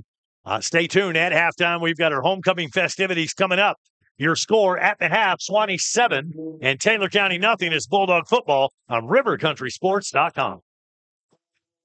What if I told you that right now you can get a top-of-the-line home for the price of a starter home? Do I have your attention? Right now at Bobby Corbett's Mobile Home Center, while inventory lasts, we have 4 Destiny homes marked down lower than you will find anywhere else. These homes are tape and textured with tile bathrooms and so much more. The price also includes delivery, setup, AC, steps, pad, permits, and skirting. This is by far the best promotion we have run in years. Come by to see these homes Monday through Saturday from 8 a.m. to 5 p.m. at 1126 East Howard Street, Live Oak, Florida. If we're not open when you're available, call and we'll arrange a special appointment. We've been in the business since 1968 and at this location since 1986. Management is in the 3rd generation of our family, and as my papa always said, we are friends helping friends buy a home. We look forward to meeting you. Come to the Big Blue and Tan buildings or call 386-364-1340 with any questions, or for more info, that's 386-364-1340. Bobby Corbett's Mobile Home Center, offering a hassle-free shopping experience. Your one stop for all your manufactured home needs.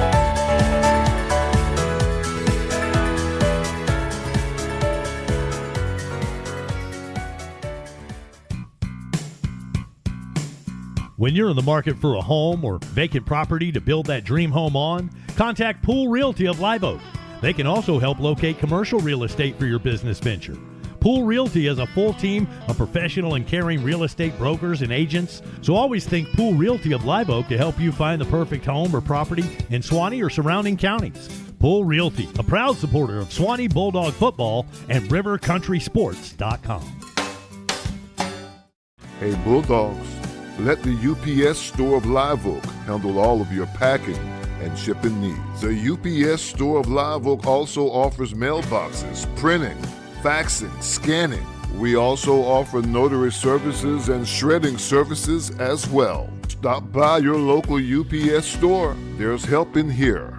Real help. The UPS Store, proud sponsors of Suwannee Bulldog football on the rivercountrysports.com. Are you new to investing and not sure where to begin? Start by looking for a financial advisor who will offer you a strategy personalized for you and your family. One who will be there as your life and financial situation changes. I'm Hunter Abercrombie, your Live Oak Edward Jones financial advisor. When we work together, we'll focus on what's important to you. We'll use an established process to create a personalized financial strategy backed by the advice, tools, and resources to help you reach your goals. And we'll partner together to help your strategy stay on track. Contact me today at 386-364-3699. Edward Jones, member SIPC. Back here at Paul Langford Stadium, getting ready for halftime festivities. Also, we're going to talk to Tom Daniels, one of the newest members of the Suwannee Sports Hall of Fame. Tom, enjoying a good ball game here tonight. Oh, I'm so happy that Taylor County is ahead. I was down on the sideline with Paul after we turned the ball over, and I said, Paul, they're going to give it back to us. Yeah. And sure enough, ladies and it gentlemen, happened. Welcome to Langford Stadium for the 2024 homecoming ceremony. Introducing the 2024 Miss and Little Miss HS, Kate Kirby and Emerson Kinsey. Emerson is 7 years old. She loves being a big sister to her 2 little brothers. Emerson enjoys practicing gymnastics and learning to play the piano. She loves getting to attend events with her big Miss SHS, Kate. Kate is the daughter of Stephen and Ashley Kirby. Kate is on the girls' golf team in SHS and is involved in the National Honor Society, Beta Club, Student Government, and Key Club. After graduation, Kate plans to finish her AA at Florida Gateway College and then transfer to the Florida State University to obtain a degree in nursing.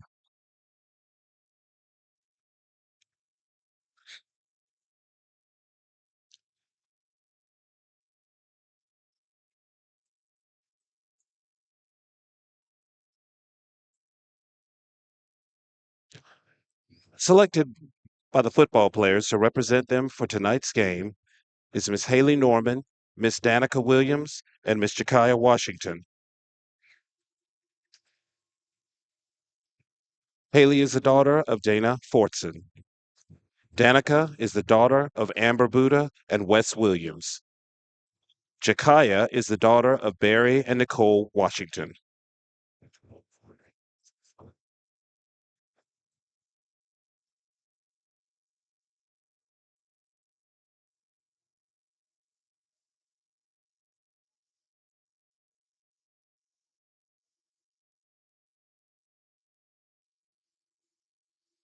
Elected by their classmates to represent the freshman class is Miss Addison Peterson.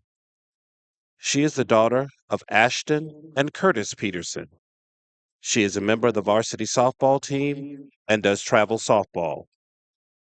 After high school, Addison plans on attending college for softball and cosmetology. Addison is also involved with the Leo Club, Key Club, SGA, and softball. When she's not at school, she spends most days training for travel softball. Addison is being escorted by her brother, Mr. Landon Peterson. Ladies and gentlemen, Miss Addison Peterson and Mr. Landon Peterson.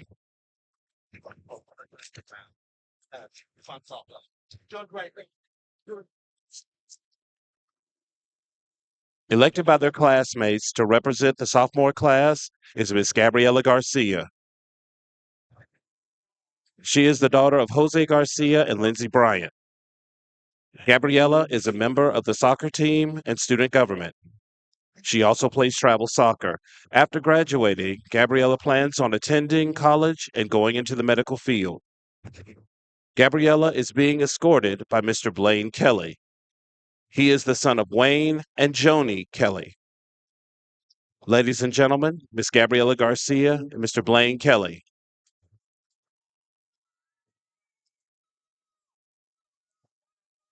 Elected by their classmates to represent the junior class is Miss Macy Hingson. She is the daughter of Callie and Chris Hingson. After high school, Macy plans on attending college and becoming a geriatric nurse. She attends Friendship Baptist Church. Macy is a member of the varsity volleyball team and a member of the Key Club and Interact. Macy is being escorted by Mr. Reese Bronson. He is the son of Elliot Bronson and Ashley Hacker. Ladies and gentlemen, Miss Macy Hinkson and Mr. Reese Bronson.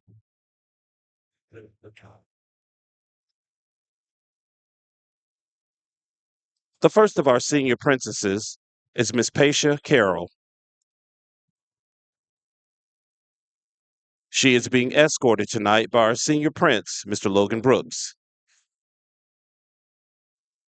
Paisha is the daughter of Preston and Peggy Carroll. She is a member of the cheerleading team and a member of Beta Club, Key Club, Leo Club, and the Bulldog Squad.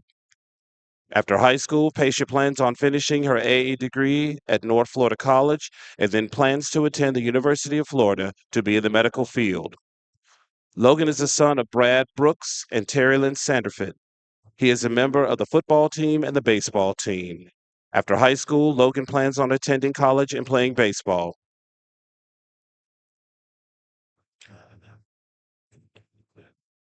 Our second senior princess is Miss Claire Palmer. She is being escorted by our senior prince, Adam Hitt Jr. Claire is the daughter of John and Carrie Palmer. She is on the tennis team and is the president of Beta Club and a member of the National Honor Society, Student Government, Key Club, and Interact. When she graduates, Claire plans on attending Florida State University and pursuing a degree in finance. Adam is the son of Adam and Jennifer Hitt. He is a member of the varsity football team, the soccer team, the tennis team, and is a member of the Leo Club and National Honor Society. Adam is a member of Westwood Baptist Church.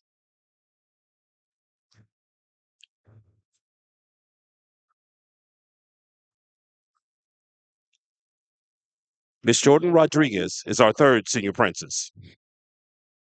Tonight, she is being escorted by senior prince, Mr. Joseph Contreras. Jordan is the daughter of Leonardo and Kelly Rodriguez. She is a member of the weightlifting team, the golf team, and the flag football team, and a member of Key Club and the National Honor Society. She is also a dual enrolled student with North Florida College. After graduation, Jordan plans to attend Florida State University and major in business and finance. Justin is the son of Jorge Perez and Maria Contreras. He is a wrestling team captain, the senior vice president, and a member of the Key Club. After graduation, Justin plans to enter the Air Force and go to college for architecture.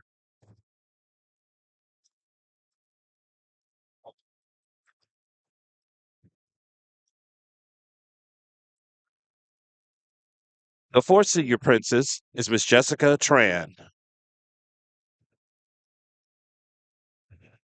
She is being escorted by our senior prince, Mr. Evan McMillan. Jessica is the daughter of Kevin and Sandy Tran. She is a member of the National Achiever Society, National Honor Society, Key Club, student government, and a member of the flag football team. After graduation, Jessica plans to attend the University of Central Florida and major in business marketing. Evan is the son of Matt and Jennifer McMillan. He is a member of the tennis team. After high school, Evan plans to attend law school and becoming a politician. Miss Janiyah Washington is our fifth senior princess. Tonight, she is being escorted by senior prince, Mr. Michael Rosson. Janiyah is the daughter of Barry and Nicole Washington. She is captain of the varsity cheer team, a member of the basketball cheer team, and a member of the National Honor Society, the National Achievers Society, the Key Club, Interact, Student Government, and Beta Club. After graduation, Janiyah plans to attend the Florida Agricultural Mechanical University and Florida State University Engineering School. Michael is the son of Michael Rosson and Stephanie Butler. He is a member of the football team, basketball team, and the track team. After high school, Michael plans on attending college and playing football.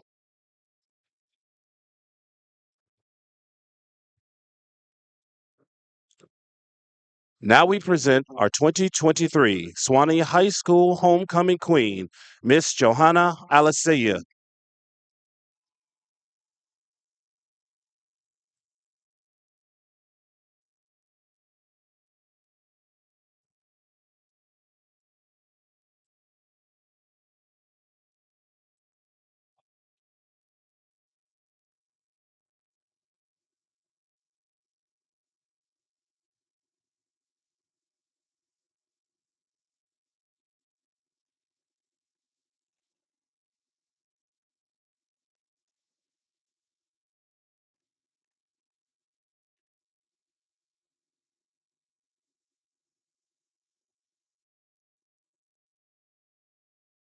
This time, Johanna will crown the 2024 Homecoming King and Queen.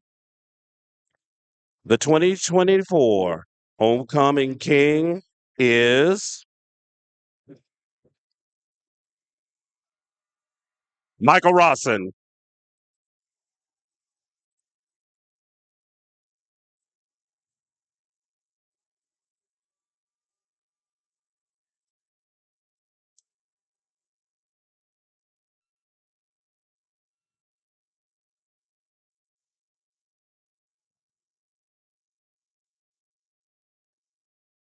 And now, your 2024 Homecoming Queen is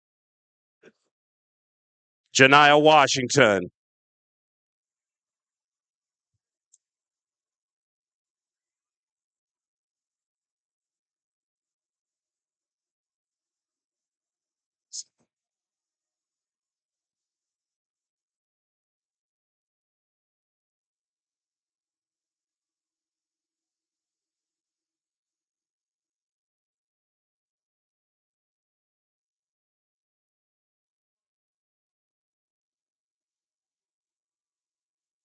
SGA would like to extend a special thank you to Ronnie and Stephanie Gray for generously donating the crowns for tonight's event, as well as providing the medallions and sponsoring the beautiful flowers from Faye's Flowers. Your contributions help to make this evening extra special.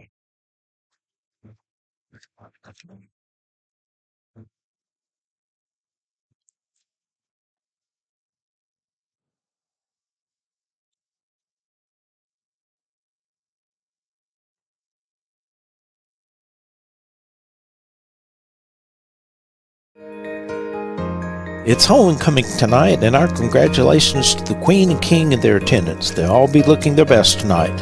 And at Live Oak Jewelry, you'll find a wonderful array of silver and gold jewelry sure to have you looking your best. Earrings, pendants, rings, and bracelets, you'll find it all at the LOJ and at great savings. And don't forget our jewelry repair service. It's all at Live Oak Jewelry, proudly serving the Suwannee Valley area for 77 years. All right, hey Bulldog fans, when you're hungry, we can satisfy that appetite at Beef O'Brady's of Live Oak. Come dine with us during, before, or after the ball game. We feature big screen TVs, so you won't miss any of the big events. At Beef O'Brady's, check out our game room featuring pool tables and games for the kids. Stop by Beef O'Brady's for some good food, good sports, and good games. Back here at Paul Langford Stadium. Hope you enjoyed the halftime festivities. And how about MJ Rawson being the king? I mean, he's been the king all year long as far as football goes. Yeah, that's true. And, they let him on the field. I mean, back in the day, back in the 70s, you didn't see a football player on the football field with the homecoming court. No. You'd be in the locker room planning for the second half. There you go. Well, we had a bunch of football players out there. So let's hope that doesn't affect things in the second half. Only a 7-0 lead here. Yeah, we had Logan Brooks, one of our other receivers, and our kicker. It could come down to an extra point or a field goal. Been a great homecoming. Had a lot of fun this week in the Hall of Fame induction. Had the parade going on today. Had the big bonfire and all the bash going on last night. I had a big volleyball game, big tournament volleyball game in the gym. I noticed the other night. But so far the score on the right side, 7-0 Suwannee. We've got Tom Daniels here. If we can break him away from the good food from the NJROTC concession stand. But Tom, inducted into the Hall of Fame. Congratulations. Well, thank you very much, Wayne. And I want to thank you again because you did my intro. And it was just, I didn't even know you could tell that many lies. But you did, and I appreciate it. And it was really great. I went in with Tyler Chambliss, who was, they said the third best pitcher in Suwannee history. I wasn't going to argue with him, but I think he was the first. Nobody's won as many awards as him. Right. Great. And then great college player and went on to professional ball as well. Yeah. And, Willie Gardner wasn't there. I think the hurricane stuff down south, that's where he was. He couldn't make it. But one of the purest athletes that ever came through Suwannee High. And then Shane Wheeler. And I can remember Andy calling him the preacher. Yeah. And, he had a pretty good college career, a little school, but got 19 Suwannee High kids into college. And I tried, when I was doing the Hall of Fame, I tried getting him in like 20 years ago. But every time I tried to get him in, he couldn't make it. He was in these great states like North Dakota, South Dakota, Idaho. I mean, all over the place. And then this year they did it anyway. And he was in Florida, but once again, the hurricane got him. No. So I'm in there with, athletes, and it's just, it's the Sports Hall of Fame. And when they put guys that aren't born here and guys that, never played a down in football, never pitched an inning of baseball, never played a minute of basketball, and they put you in, it is just such a great honor. And I, honest to God, didn't know I had so many friends. Well, member of the quarterback club for all those years, and of course the Sports Connection and supplying him with uniforms and whatnot, and doing a lot of favors, as far as athletic equipment, and then being a part of the broadcast. I mean, heck, that goes back to the 1980s that you've been part of the first radio broadcast and now broadcasting on the internet. Yeah, well, not only has the game changed, but the way that we present it to you has certainly changed. We've gone a long way from having George Langford go in the next booth, steal somebody's phone line so we could broadcast. That's true. And then we were uptown with bag phones. Yeah. I mean, that was one of the first. Yeah. Yeah. And now it's like, your phones are passe and we're live streaming. And I did the first television game by Cox Cable, and it was Chip Harris and I did that with like one camera. Yeah. And that was in 1991. Wow. So we've come a long way, baby. Tom, if you'll stick around, we're going to keep you in the second half. We need to take a timeout here, though, and then we'll have second half action. Let's take this break. Back after this, Suwannee football on rivercountrysports.com.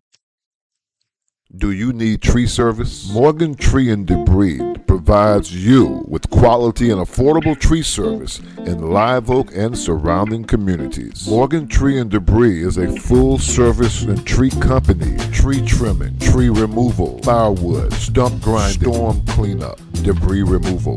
Contact Morgan Tree and Debris at 386-249-0472. That's Morgan Tree and Debris, 386-249-0472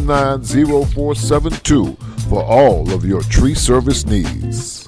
Hi, my name is Catherine Haney. My grandfather and my dad, Wes Haney, have been selling and servicing Chevrolets in the Suwannee Valley area since 1968. I'm here with my brothers, Weston and Jonathan. We want to tell you why Wes Haney Chevrolet is the best place to buy a car. At Wes Haney Chevrolet comes down to two things: low prices and excellent customer service. You are a part of the family just as much as we are. Your happiness is my dad's first priority. He will always fight to make sure you get the best deal and the best experience. My dad doesn't play games and he doesn't charge dealer fees, so we can always get you the best price. We have amazing incentives this month to put together a great deal on any Chevrolet car, truck, or SUV. The best built, longest lasting vehicles on the road. We guarantee a better deal and customer experience than you can get anywhere else. We would love to show you our beautiful selection of new and used vehicles. We are located in Live Oak, Florida on Highway 90 East. I can guarantee our dad will give you the best deal, and we are excited to earn your business. This is Wes Haney, and as always, no dealer fees, no games. Come see my team at Wes Haney Chevrolet.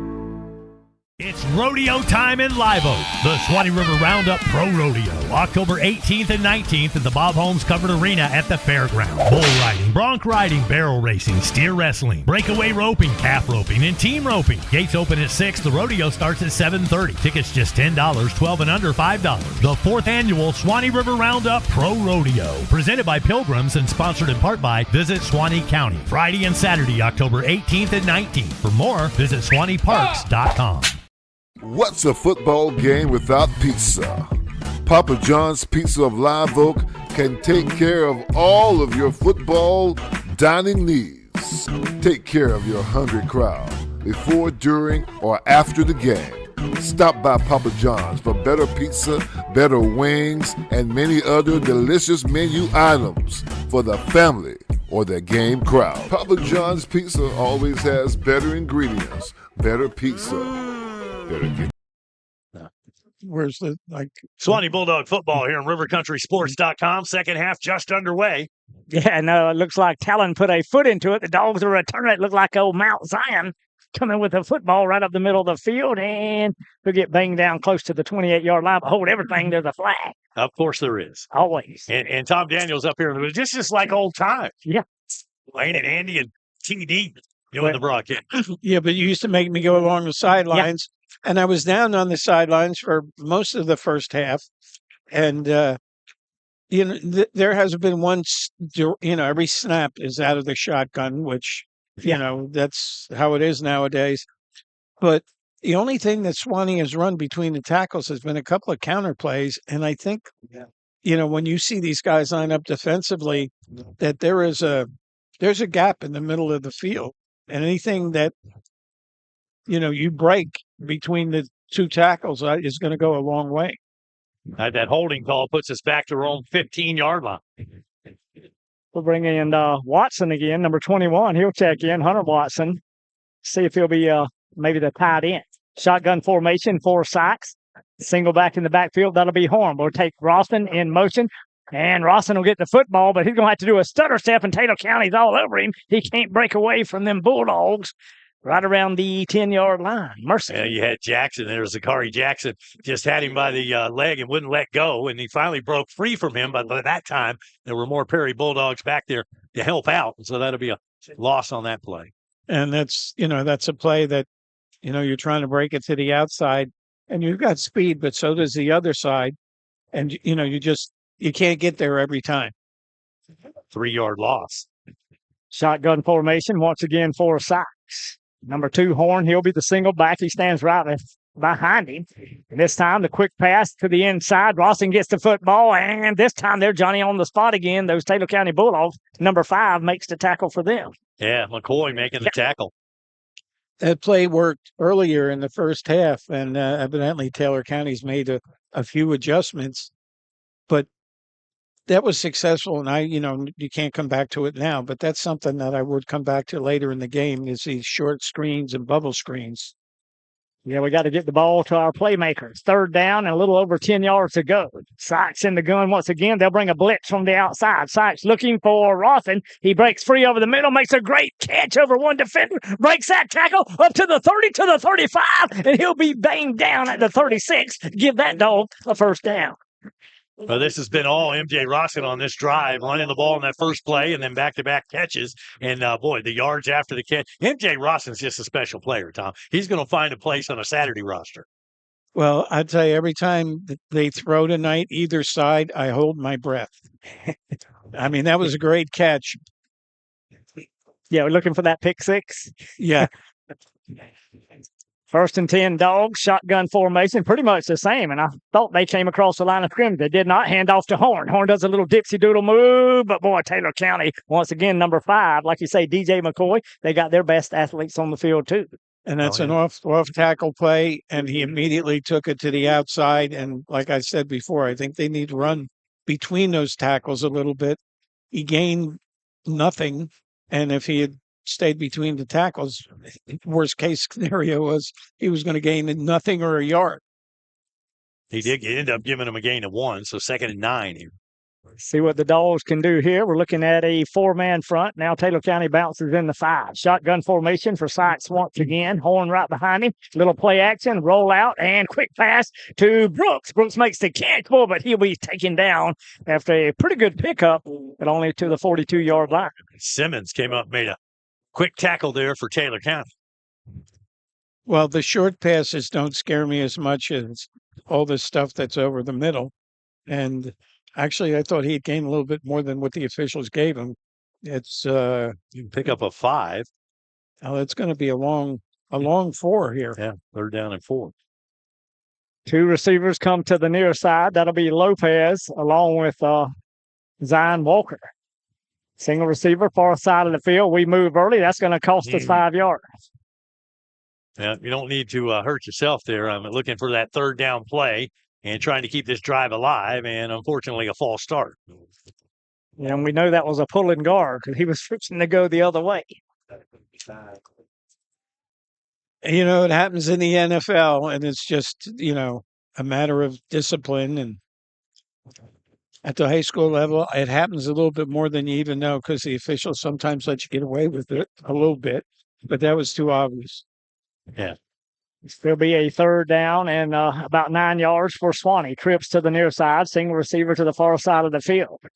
Here comes the rush. We're looking wide open. Maybe not wide open, but comes back to the football. But Zion Walker just couldn't hold on to it. Couldn't hold on to it, but he made a nice adjustment there, coming back to the ball and having a chance to make that catch. And making me very nervous because the defender was right on him. Now we also got a chop block going to be called against Suwannee. They'll probably decline this one as well. Imagine, yeah. Bring up a 4th and 9 if they do. I don't know that anybody told them it was homecoming and they're in Suwannee because I think I've seen one flag on Taylor County tonight, and that's been it. I can tell you that Taylor County, it's kind of an insult to be somebody's homecoming opponent, so they want to spoil the party. Well, it's Bulldogs versus Bulldogs, and I love to play Perry here because that's just a horrible place to go play. But last time we went down there was right after Hurricane Idalia, and they did a heck of a job just getting that field ready to play because that hurricane really did some damage to the stadium, but they were able to get there. In fact, we were the first game after the hurricane that they were able to play last year. And always tough there, too. And like you say, sometimes the officiating is a little rougher over there in Taylor County. It can be. And a chop block against Suwannee going to be declined, and so that will bring up a 4th down. And that's a good call for Taylor County to decline it because, even though you're going to send Suwannee back, you do something stupid on defense like holding, and it's going to be a first down for Suwannee. So, take your shot while you can get it. AJ hit. He'll do the punting chores. He'll stand at the 22. A good snap. And a low liner end over end. It's going to hit close to a Taylor County Bulldog. And let's see if he touched it. If he did, we got it going the other way. And wait for the official. Yeah, I'm waiting on him too. And he did not indicate that it was Suwannee football. Suwannee thinks they have the football, and they're begging the officials to think that. I'd have to see a replay. Well, the official was right there, and of course, Kyler's going to jump up and down and say that's what happened, but that's what they pay him to do. I don't think it touched him. Yeah, I don't think so. No. I don't think so either. And the fact that we all think that the ref officials will probably go the other way.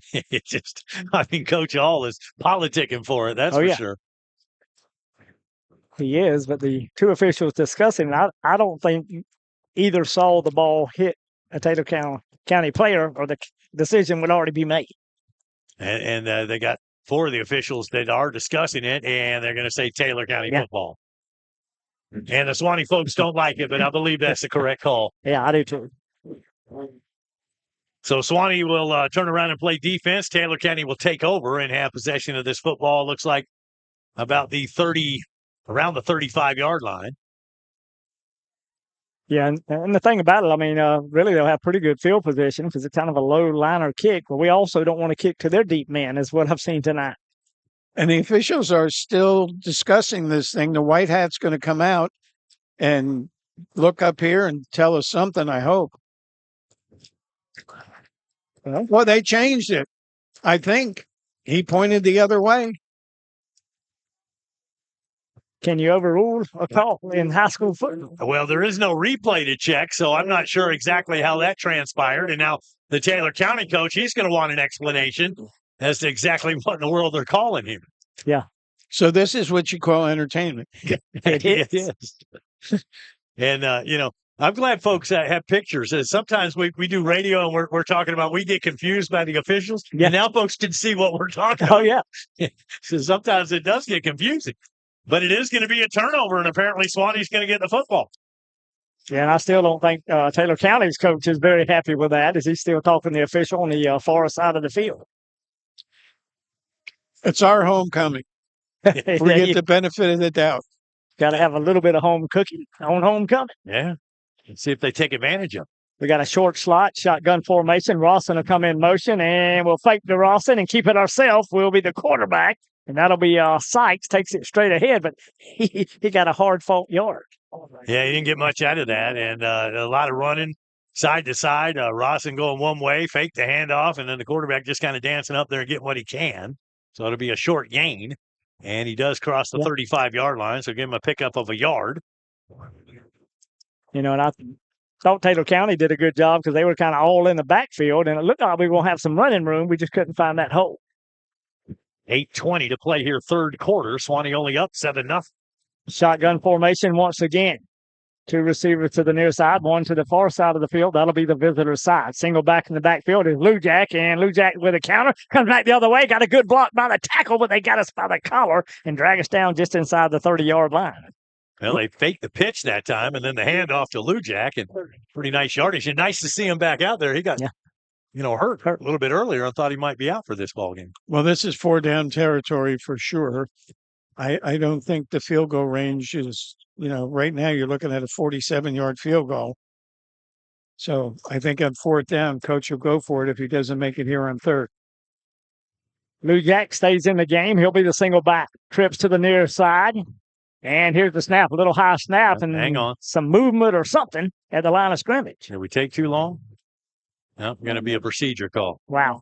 And that's a big one. When you're like 3rd and 2 or 3 and you're inside your opponent's 30 and that, something stupid sets you back. Yeah. And we're kind of used to that. We seem to make it harder on ourselves. I just put it that way. Yeah. You may go from 4-down territory to we might be punting if we get another penalty here. Dogs up to the line of scrimmage. Taylor County digging in on the other side. They're in a 4-man front. We're in the gun. Trips near side. We'll bring motion with Brooks. He'll come across behind the center. Little play action, and we're going to do the naked bootleg. They got a beat on it. They're going to drag us out of bounds right at the we're going to lose another 3 at the stakes. Well, they were trying to set something up, and Sykes just running out of time. Taylor County had sent an extra rusher in there and got pressure on him, and he was forced out of bounds, and we'll end up losing 3 yards and back to the original line of scrimmage. And it does look like we're gonna punt it away. We were deciding whether we could make a field goal 2 plays ago. You're right. And that procedure, and not a bad place to fake a punt if it wasn't 4th down and 10. Yeah, Brooks will be the up back. A.J. Hitt will do the kicking charge. A good snap. He'll kick it right from the 50-yard line. High spiraling kick. They'll call for the fair catch. And the Dogs got to get behind the football. We will down it somewhere around the 4-yard line, maybe the 3. Back after this, Suwannee football on rivercountrysports.com. It's homecoming tonight, and our congratulations to the Queen and King and their attendants. They'll all be looking their best tonight. And at Live Oak Jewelry, you'll find a wonderful array of silver and gold jewelry sure to have you looking your best. Earrings, pendants, rings, and bracelets, you'll find it all at the LOJ and at great savings. And don't forget our jewelry repair service. It's all at Live Oak Jewelry, proudly serving the Suwannee Valley area for 77 years.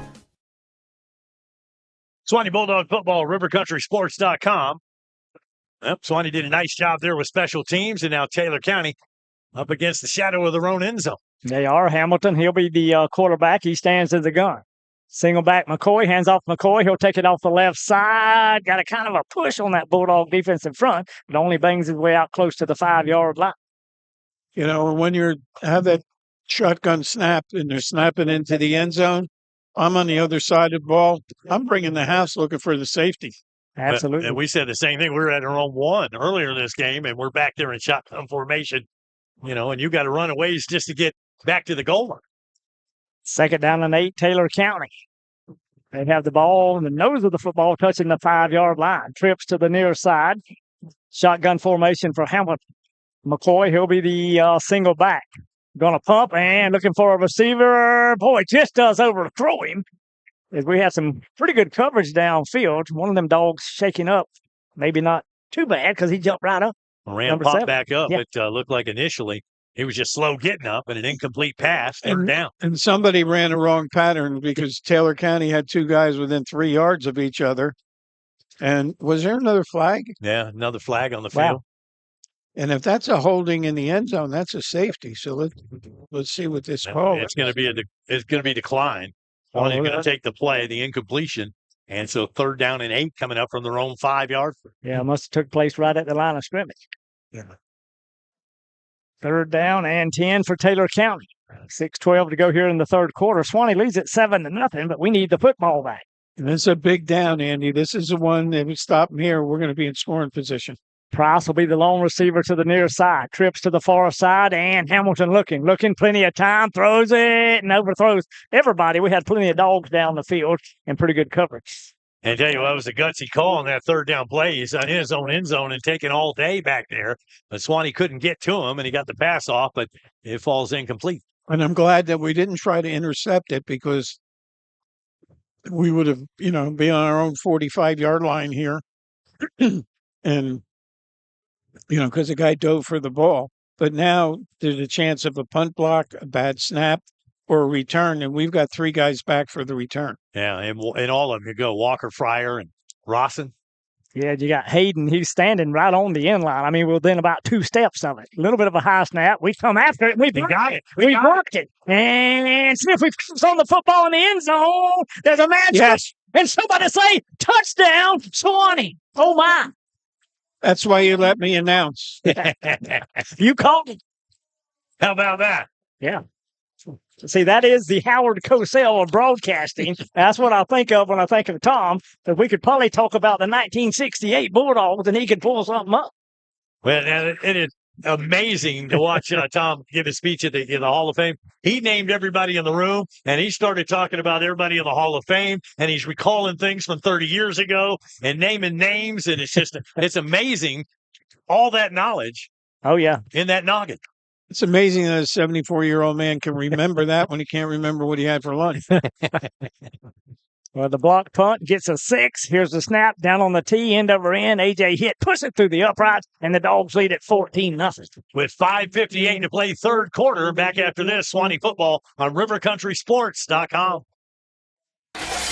Uh-oh, better call Bennett's. When it comes to glass, in this area, folks know to call Bennett's Glass Company. Serving Live Oak and the surrounding areas for over 50 years. Their reputation speaks for itself. From commercial to residential, new construction, remodeling, custom glass, auto glass, shower doors, mirrors. Tell your insurance company you want Bennett's. Bennett's Glass Company on Gold Kiss Boulevard in Live Oak, 386-362-2295.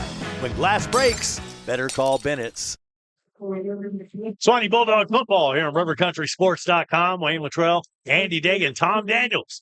High atop Langford Stadium here in the press box. This is Blaylock Reeves Field here at Langford Stadium. And a nice crowd on hand, wouldn't you say, for homecoming? Yes, and it was named Reeves Field because the Reeves family gave them the property for this field. And Paul Langford built this stadium piece at a time, donation at a time, after World War II.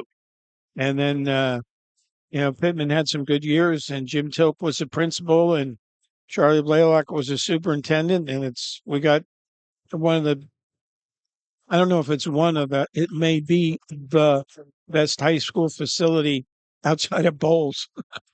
Yeah. Yeah, well, in this area, I mean, it's Oh, top notch. absolutely. We go on the road all the time, and every time we do, we just long for Langford Stadium and that big press box, the good food and home cooking. You got that right.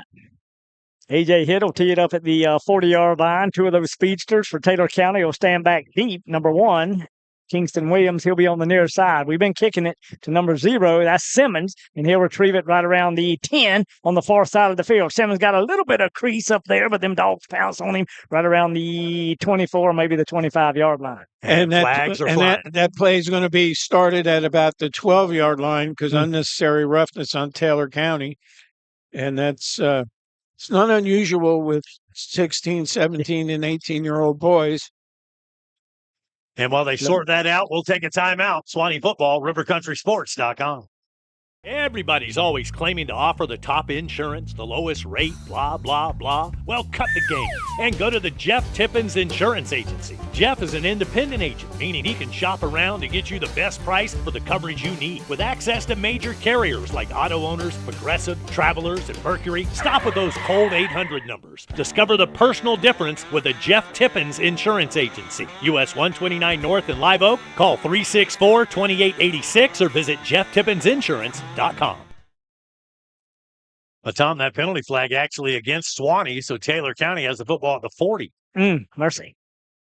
And that's why Kyler, like I said, Kyler was out there arguing. You got two slots kind of short. Number 4 will go in motion across the front. That is Jackson. He'll get set on the far side. Shotgun formation for Hamilton. He'll hand off to the running back, but old DJ McCoy goes nowhere because he had old Dogs of Suwannee all over him. Yeah, nice play that time. Suwannee getting over that line of scrimmage. Travis Speed, first one to get through and tackle for loss. Yeah, and you also saw Moran and number 15, our leading tackler, Clay Starling, get in there as well. And, you put Taylor County back in a passing situation. And, I haven't seen anything but a cover 2 all night by both sides. But I haven't seen a quarterback that, scares me. So every time they put in the ball, it's a chance for a turnover or a touchdown. Shotgun formation. This time, number 7, Price goes in motion. Boy, they'll hand it off to big number 5. That's McCoy. He's a go-to guy, and he's going to pick up some good yardage and get close to the 6 at the first down marker. Well, he had to get 13 to get that first down. He got about 12. So it's going to be third down and short coming up for Taylor County. And this is where, you think they're going to run the ball and get the first down, but Taylor County coach might want to get cute and say, hey, I'm in 4-down territory, so we'll take the shot now. Up to the line of scrimmage. Dog eat dog. Shotgun formation for Hamilton. Here's a snap. Handoff to McCoy. Takes it against the left side. We got him backwards. He did not get to the marker. It's going to depend on the spot, but from here, it didn't look like he made it. This should bring up 4th down, and they should be just shy of the yard to reach for that first down. And the punting unit is trotting out into the field for Perry. You sure that's the punting unit and not the big pack push? Well, That's what I'm thinking. Yeah, I mean, it's still early. You're still third quarter, and they're on their own side of the 50. But let's see if they do indeed go for it. Yeah, they're bringing the wide bodies in, Wayne. Oh yeah, it's 4th and 1. But you're still less than 1. But you're still taking the ball in a shotgun formation. Wow, they got them all in, and they And moved no early. That's going movement, to cost them 5, and they might punt it away this time. And number 15 moved for them. Just rocked just enough. It's Brian Sardinas. And it's, you only come in special packages. That kind of stuff can happen. And so this will make a 4th down and 6. And I'm thinking the punting unit will come out on the field now. I'm not so sure. I see Hamilton out there. They may go for it here. I saw the wide bodies going off the field. So if they're going for it, they're going to be throwing. Yeah, it'll be the regular offense. They'll have 2 receivers set to either side. DJ McCoy will be the lone back. He's sidecar right. Hamilton in the gun. Dogs of Suwannee in a 4-man front. Here's the snap, and Hamilton's looking a quick out pattern, but no, he's going through the wide receiver down the field. We jumped and missed it, and Taylor County's going to score on that 4th down and 5 all the way down the football field. Well, MJ Rawson mistimed his leap, and that fell right into the hands of the intended target, and then there was nobody home after MJ fell down, and it's going to be a touchdown for Taylor County. Simple man-to-man coverage there, and and if Rawson runs 2 more steps, he knocks it away. Oh, he does, but like I say, he leapt just a little bit early, and he mistimed that jump, and James Mingo gets the touchdown for Taylor County. And he really thought he had the INT, and they should have had the INT. Down on the tee, and we blocked that one. Burgess's kick, we're going to try to pick it up and run it, and they blowing the whistle. But, boy, we came after that one. So the point after kick is no good. And that's a big one. But the 6 stays on the scoreboard. It's now 14-6. Suwannee leads, 3:33 to play here, third quarter. Suwannee football on RiverCountrySports.com.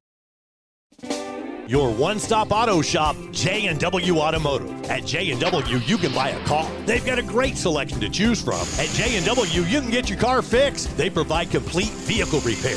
At J&W, they do paint and body work. Yeah, plus tires, front-end alignments, AC work, computer diagnostics. They cut and program keys. They are truly your one-stop, all-in-one automotive shop. J&W Automotive. Highway 129 North in Live Oak. Online at jwautos.com. Suwannee football here on RiverCountrySports.com. Boy, 4th down and 6. And I'm thinking, after that penalty, they're going to punt. They end up going for it. They go for the big play. And it looks like MJ had great field position, but he just mistimed his jump. And next thing you know, Mingo's in the end zone, and that's 6 points for Taylor County. Yeah, and we talked about those big plays in the second half. We're in the third quarter at the 3:33 mark. Now, the good thing is we did block the extra point. But the thing is now, we're only up by 8. And we have potential to bring this thing back also. We have 2 pretty speedy guys back there. Let's see. Now, Burgess puts a foot into it, and we're going back Rawson all the way into the end zone, and we're not going to get a chance to return it. Yeah, no chance there. As got in the end zone, you can't bring it out in high school ball. So he had the wind at his back, and that was a pretty good kick. It was. And tonight, this win can become a factor. If, this ends up being a field goal game, it's going to depend which way you're going. And we're going to have the advantage in the fourth quarter. Yeah, nice breeze. It's a little bit chilly. Humidity down. This is football weather. Oh, yeah. When you're my age, it's just cold. Suwannee up to the line of scrimmage, 1st and 10 from the 20-yard line. This time we'll have split backs in the backfield. Shotgun formation by Sykes. Here's the snap. Handoff second back through. We'll get Devlin Allen on that blocking back. And number 2 tries to cut it to the outside. That's Horn. He'll finally... Wow, I thought he was going to go on down the sideline. Actually, it was number 5. Russell. Yeah. Wow. If it was Canada, Andy, he'd still be running. Yeah, well, he would be. If it was Canadian field and he had a little bit more room on this sideline, you're right. Because he was trying to tiptoe down the sideline, and in a nice-looking play, though, picked up big yards and gets the first down. Yeah, about 14 yards on that, and they had him back there. See what we do here. We're going to spread them out. We're going to have a naked backfield, just a quarterback. He'll be in the gun. 3 receivers to the far side, 2 to the near side. And we're looking at a four-man front as they switch sides. And it's going to be a quarterback run straight up the middle with Sykes, and he's not going to go very far, maybe pick up a yard or two. Design quarterback run that time from shotgun formation, have everybody spread out, and you're thinking if you could just get that little hole and let him shoot through there. Well, they're going to give him, I think, 3 yards. Yeah. And that's, I like to pound that inside a little bit more, a little Tim Tebow running kind of thing. That'll work this time. We'll have a single back in the backfield. And trips to the far side. Lawson will be to the near side. Lou Jack will get the ball and cut it to the outside. And like you say, Tommy, might should have just kept going right up the middle. Ethan Gear, senior defensive player for Taylor County, makes the stop. Yeah, and I think we gained about a negative half yard on that play. And like you said, Andy, if we just stayed between the tackles, we could be looking at, a 3rd and 3, which is what you want. Tried to bounce it outside and couldn't get it. So 3rd down and 7. Sykes gets the play call. We're out of the huddle and up to the line of scrimmage. Taylor County digging in on the other side. Now just showing a 4-man front. We'll have 2 tight receivers to the near side. Single back, Sykes looking, quick out pass intended for Brooks. It'll be incomplete. And he threw it to Brooks, and number 5 was wide open on the sideline. So, well, Suwannee has had their share of trouble in the second half, and I've got that bad feeling here. And let's hope the Dogs can get rid of that. Just a little bit antsy here. Giving up the last touchdown seems like momentum shifting a little bit. Well, another thing in high school football, every punt is an adventure, as we've already seen. And it could be an adventure for them to catch it. Good snap. Hit puts a foot into it. They'll call for the fair catch and just let it bounce. Takes a little bit of a Suwannee roll inside the 30, right around the 29. And that's where Kyler Watson touches the football, and that's where Taylor County will take over for this possession. It has been tough sledding in the second half for Suwannee. Usually it's the fourth quarter that kind of gets us, but we're getting close to that. We kind of need a takeaway. Yeah, we could use one of those. Line of scrimmage will become the 29-yard line. And so Taylor County will start this drive from there. And with the score the way it is, until about halfway through the fourth quarter, you're playing a field position game because you're 1 score down if you're Taylor County. And if the Bulldogs can get 1 more score, I think this game is over. Hamilton in the gun. They'll bring motion with number 4. That's Jackson. Jackson will get the football on the end around. And, boy, I see a flag come flying from the inside. He picks up about maybe 2 as he gets hammered to the turf by a bunch of them old Dogs of Suwannee. Well, I make a wild guess and say it might be holding. Probably going to be holding. I saw a little bit of movement, but it is going to be a hold against Taylor County. They called a lot of them on us, and sometimes you get officials that are real picky. And that's what they call. And, if they start with it, they may end with it, and you're going to see it all night. And in high school ball, I think it's from the point of the foul. Foul? Yeah, it is from where the hold occurred. Yeah. And if it's one of those line of scrimmage, sometimes downfield, but they are going to march 10 yards off here. So it'll be a first down again and 20. That'll help things out. We can just deny Taylor County of the big play on first down and 20.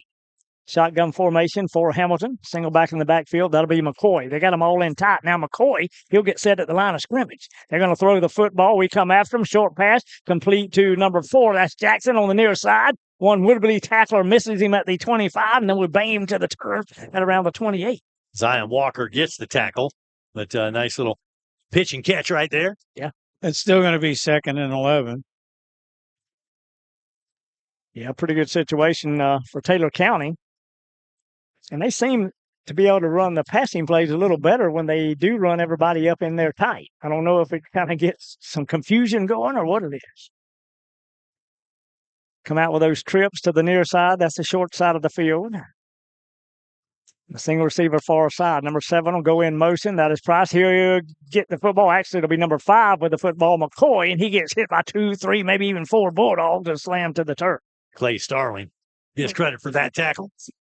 And this is a big third down right here because, as I said, it's a battle of field position. You make them punt here, we can take over on our own 30. Yeah. Run, and the third quarter's running out right now. So, this is going to be the last play if we even have one. And if I'm Taylor County, I want to take the win for this last play if I'm going to throw the ball. And I think they're going to take this last play, just like you say, Tom. Well, or somebody called a timeout. Might have been us. It was us. Also, don't know what that was about. And we wanted to talk about something there. A little bit surprised that we would call a timeout there on that third down and 8. This is a big deal, this play. I mean, Taylor County gets another first down. They're marching up to midfield. Yeah. Where, high school ball, if you can go get 2 or 3 first downs, that's like 4 or 5 minutes. Yeah. Beats it up. Tom, you were talking about being inducted in the Hall of Fame, and now you're not a graduate of Suwannee High School, and you're one of only a handful that have gone into the Hall of Fame that way. Yeah, there's only 5 of us if you don't count Eric Smith's dad, Alfred.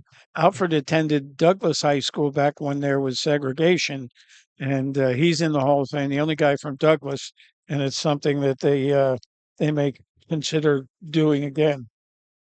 Well, I consider Douglas High School Suwannee High School, personally. Yeah, I was first one to go to Douglas in the 6th grade when integration took place. Shotgun formation for Hamilton on this big third down play, and they fumbled the football again. They fumbled it again. See if the Dogs of Suwannee came up with it. Oh, my. He got the football back the first time, and then it comes loose again. And I think Taylor County might have been able to maintain possession. I don't know how they did it. We say we got it. They say they got it. And the official so far is saying Taylor County has. And he's indicating 4th down. Well, we'd like to have it right there. I'm just telling you, but who knows? Maybe we can block a punt. But like you say, they had a little confusion in the backfield on the bobbled snap. The quarterback picks it up, tries to hand it off to McCoy. Then McCoy gets hammered and fumbled. That's the end of the third quarter. Yeah. With your score, Suwannee 14, Taylor County 6. It's Bulldog Football on RiverCountrySports.com. Now is a great time to earn a career in a year at River Oak Technical College. River Oak offers 17 career and technical education programs to select from that lead to industry credentials and high-wage careers. River Oak offers high-quality instruction, academic and financial advisement, mentoring, and coaching to ensure your success. Get hands-on education without breaking the bank or leaving the area. Grow your future with us at River Oak Technical College.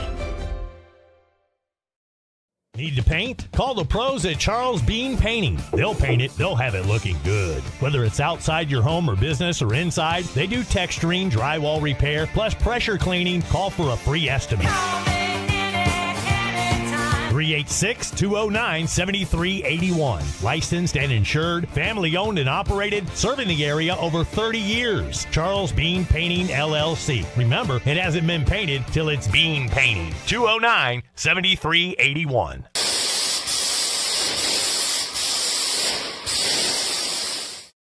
Suwannee football here on RiverCountrySports.com as we begin the final 12 minutes of regulation. Yeah, we got 3 across the back now. I might have been thinking about a punt block, but we weren't doing that. We're going to try to return it. We'll retrieve the football right at the 35, up to the 40, the 45, the 50. Still on his feet is M.J. Rawson, and we'll get it all the way back to around the 44. Pretty good field position. Well, I mean, I'd love to go to for the block, but if you're going to get number 5, the football in the open field, I'll take that every time. And now we need to be methodical because if we can score here in the fourth quarter, yeah, it's over.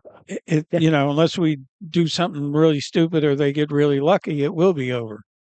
And great field position to start this drive on the Taylor County side of the 50 after that M.J. Rawson return. And I'm not throwing the ball. I'm running and running. That's what I would do too. We got the short slot, receiver set to either side, tight end, and single back in the backfield. That'll be Horn. Sides way for the snap, handoff Horn, right side, hold on to the football. Horn will cross the 40. They finally drag us down around the 39 or the 38 and a half. And that's not bad. I mean, you can get 3.5, 4 yards of play. That's all you want to do and eat that clock. Get that clock moving. And I like the way we've been using our backs tonight. We've had a bevy of backs. Yeah. 5 different ball carriers. Well, the thing about it, what you do is you talk to your lineman before you went out there and say, you got to make your blocks. Just come off the football. Shotgun formation for Sykes. Horn will be the single back. Got them all in tight kind of again. One wide receiver. Hand off to Horn. He finds a big hole up the middle. Boy, he gets hit kind of high, but he'll fight his way close to the 31. That should be a first down. Yeah, and that time they stayed between the tackles. And it is going to move the chains. Yeah, it's a first down. Pretty good run, and I thought he got hit kind of high, but he was holding that ball up there. I'm talking about protecting the football. 1st and 10 Dogs, right around the 32-yard line. Single receivers on either side of the field. We got a short slot, single back in the backfield. Same set as we had ran, getting some blocks up the middle. We cut it to the outside. Boy, they get us by the shoestring, and we'll fight our way close to the 29. And nice open field tackle that time by Taylor County. And I believe that was number 11 out there, Flowers. DeAndre Flowers making that tackle. Well, I will talk to Kyler at some point in time and ask him if these plays are all designed for somebody to try to run to the outside. Or do they just bounce it out? Yeah. We like to try to bounce. And maybe, if you're a high school back that's 6 foot 210, maybe you do run it between the tackles. Suwannee with about the same set, looking at a 5-man front from Taylor County with backers coming. Shotgun formation.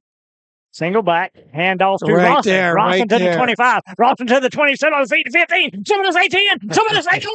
Some of us 8 give that dog 6. Oh, my. And I think that was off tackle. Yeah. Well, that was MJ Rawson. You put number 5 back there, and special things happen. I mean, he's just unbelievable. He certainly is. I mean, so he breaks 1, 2, 3 tackles. And he should have been down, but somehow stayed on his feet, kept that balance, and got to the end zone for a Suwannee touchdown. And I say you get the ball to your playmaker, and big things happen, and it did. AJ hit. We'll try to tack on the extra point. Boy, a low snap up on the tee, and it's good. Could be a souvenir. 10 minutes, 3 seconds left to go here in the ball game. It's now 21-6. The Suwannee Bulldogs leading the Taylor County Bulldogs. We'll take a timeout back after this. Suwannee football on rivercountrysports.com.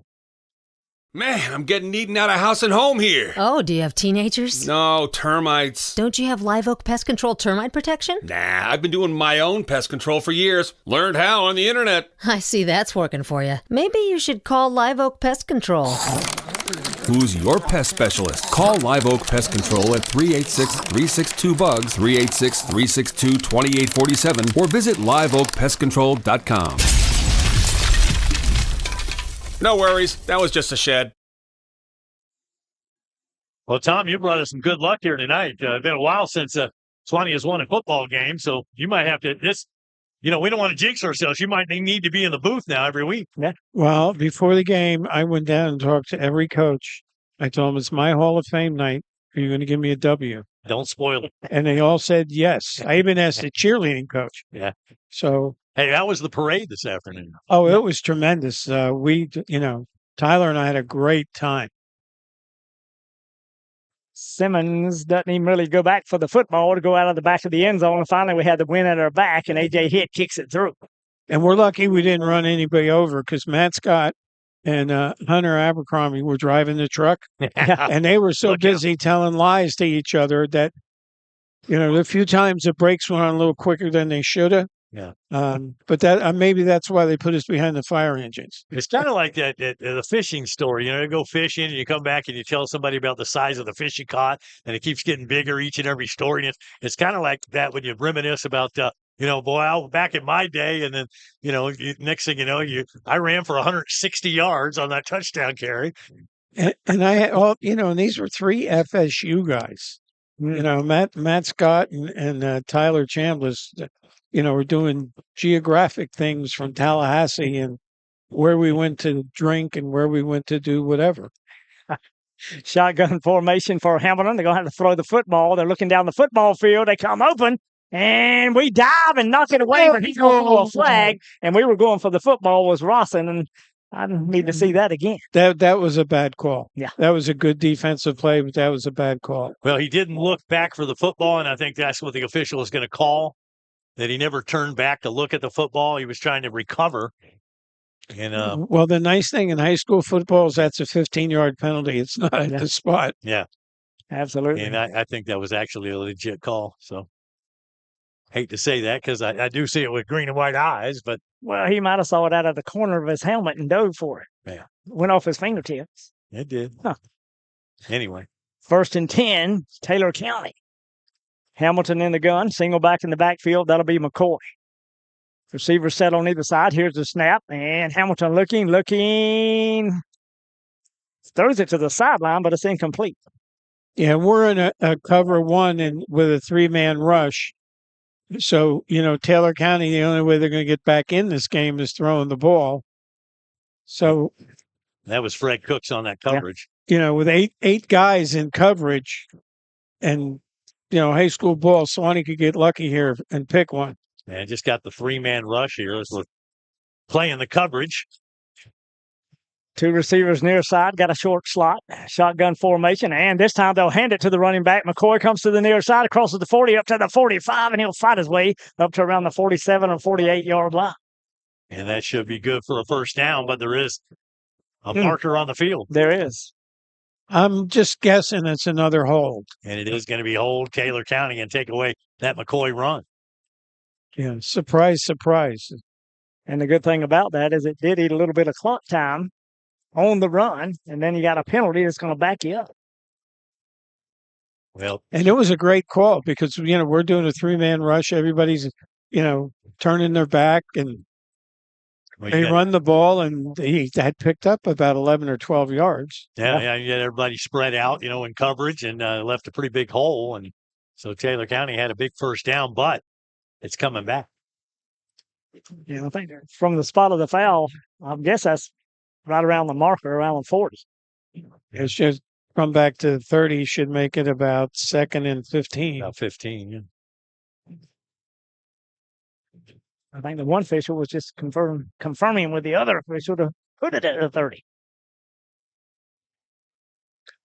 2nd down and 15, Taylor County. Suwannee leads it 21-6, 9:39 to go here in the 4th quarter.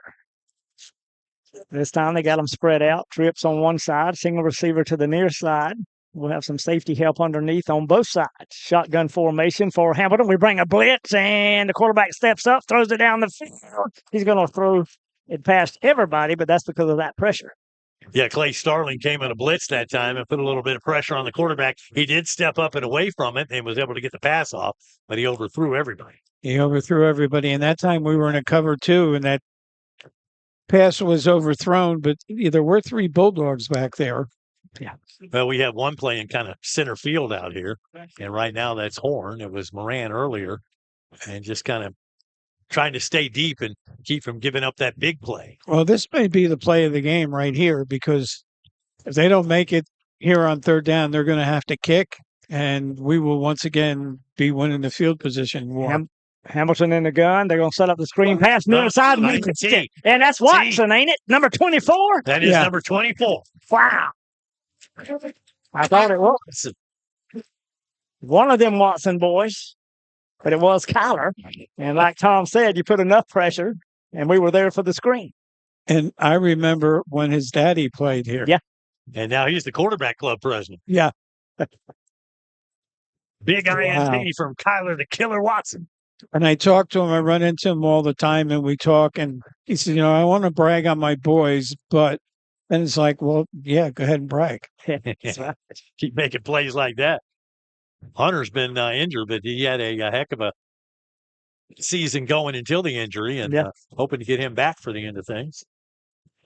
See, Suwannee probably run the ball again. We're kind of in that same setup with the in tight handoff to Rossin again, and then I saw a flag come flying late. Real late. Yeah, it did. And it's going to be a hold against Suwannee. I guess these guys went to holding school. Well, they have certainly brought the flags out here in the second half, especially. I thought the game was going fairly quickly until the holding call started getting thrown about every other play. And that will slow things down, won't it? Yeah. I'm hoping to get out of here and catch the end of that FSU Duke game, but yeah, I don't know. And if I'm Suwannee, I'm on the 32-yard line. I'm still running the ball. Yeah. And you're a traditionalist, Tom. What do you think about college football on a Friday night? It's not supposed to happen, and it's certainly not supposed to happen with a Florida school because Friday night is high school football in Florida. And originally that was kind of like the deal that all the coaches did. Now, when they come to recruit, there's going to be a lot of people in Tallahassee that went to high school games tonight that are going to remember and think maybe their kids need to go to Miami. That's pretty good, Tom. Okay.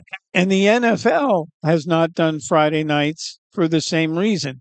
They didn't want to interfere with high school football. I don't know which one. I like Friday for high school, Saturday for college, Sunday for the pros. Yeah.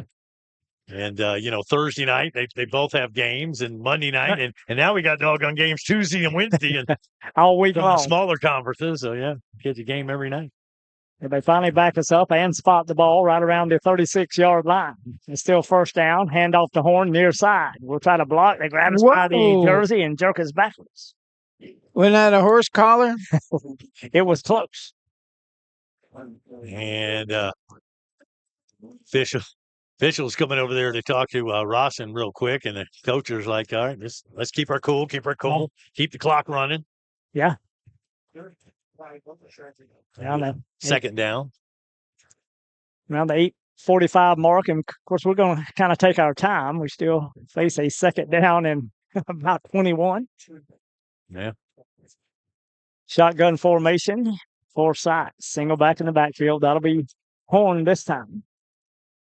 Ross into the near side, and we're going to throw it. Looking down the middle of the field, flushed out of the pocket, going to have to tuck it and run it. And boy, I thought we were going to break away, but Taylor County made a great play on the quarterback and knocked him down after a yard gain. So Sykes has to scramble a little bit there. Well, it is going to take half a minute off the clock. And, I'm pretty sure right now, even though it's 3rd and 1,000,000, we might be in 4 down. Well, we might be in 4 down territory or not. We got 3rd down and 20 here. We're at the 34-yard line of Taylor County. And let's see if Suwannee can get big chunk yardage here. And then you might get into field goal range or go for it on 4th. You're kind of in that no man's land there. Exactly. Yeah, if you can get it down to about the 25, you have a shot at it with the wind behind your back. Shotgun formation, and we're looking down the field. They bring a defender, and we just overthrow on the far side of the field. I was looking for maybe a roughing call, but it really just bumped into it. I was looking for the same call. Yeah, and then so was Walker. He was looking up going, hey, man, come on. Yeah. Just threw me down to the turf there. But anyway, incomplete pass. And it's going to bring up a 4th down. And Swanee's going to have to kick. And we are going to try the long field goal. Boy, this is going to be a long one. This is going to be 51 or 52 yards. With the win. So it'll be what, a 52-yard? 52-yarder. This would be a Randy Banner. Logan Brooks will be the holder. The tee will be set. Low snap. And puts a foot into it, but it's going to be well short and wide left. But AJ tried for it, man. That would have been a career kick if he could have connected. He could not. And the score stays 21-6 back after this. Suwannee football on rivercountrysports.com. Are you new to investing and not sure where to begin? Start by looking for a financial advisor who will offer you a strategy personalized for you and your family. One who will be there as your life and financial situation changes. I'm Hunter Abercrombie, your Live Oak Edward Jones financial advisor. When we work together, we'll focus on what's important to you. We'll use an established process to create a personalized financial strategy backed by the advice, tools, and resources to help you reach your goals. And we'll partner together to help your strategy stay on track. Contact me today at 386-364-3699. Edward Jones, member SIPC. Suwannee Bulldog football on rivercountrysports.com. Taylor County takes over. Andy. And Hamilton ball. We put a rush on him. We're going to have a sack attack right around the 11. Merciful. Well, and, Suwannee can finally pin their ears back and go after him. I think Allen was the first one to get back there and come up with it. Big sack attack by the Dirt Devil. Yeah, and they were looking for Kingston Williams, number one, their go-to receiver down the field. He was in man coverage with one of the safeties on the far side. But I'm all about that, putting pressure. I don't believe in prevent because usually prevent defenses prevent you from winning. Sometimes. Loss of about 7. Hamilton will be in the gun once again, trips to the near side. Single back, but he's going to run that little flare pass out here. DJ McCoy catches it at 15, up to the 20. We bang him to the turf right around the 21. And that time they got rid of the football quickly, got McCoy behind some blockers, and he gets some short yardage. Thought he got more than that, but they're going to mark him at the 21-yard line. And so it's going to bring up a 3rd and 9, picked up about 8 yards. Big play for the Suwannee defense right here. Down to the 6-minute mark here in the fourth quarter. Suwannee with the lead, 21-6. Shotgun formation for Hamilton. They'll bring motion with Simmons. He'll come across and get set on the far side. Single back in the backfield. That's McCoy. And the quarterback is looking. Hamilton looking down the field. He made the catch. Wow, he did make the catch. And I couldn't tell if the ball was tipped, but he's going to catch it right around the 37 or 38. There were about 4 guys that could have caught that ball. Yeah, he threw into a big crowd. Simmons made the catch, and they'll move the chains after number 0 hangs on to him. Yeah. And they'll move the chains, but we're going to have a timeout, and it's going to be a water break timeout. 5:47 left to play at Suwannee Football on RiverCountrySports.com. Uh-oh, better call Bennett's. When it comes to glass, in this area, folks know to call Bennett's Glass Company. Serving Live Oak and the surrounding areas for over 50 years. Their reputation speaks for itself. From commercial to residential, new construction, remodeling, custom glass, auto glass, shower doors, mirrors. Tell your insurance company you want Bennett's. Bennett's Glass Company on Gold Kiss Boulevard in Live Oak, 386-362-2295. When glass breaks, better call Bennett's. Suwannee Bulldog Football on RiverCountrySports.com. Wayne Luttrell along with Andy Day up here in the booth, joined by Tom Daniels, one of the newest members of the Suwannee Sports Hall of Fame. And just like old times, Tom, except we don't have you on the sideline here. We got you up in the booth. Well, it's a little too cold for me to be on the sidelines. And I know next week it's only going to get colder. You know, in the Hall of Fame induction, in the intro, I mentioned you used to be on the sideline, and sometimes Pittman would feed you the wrong play. You remember that? Oh, absolutely.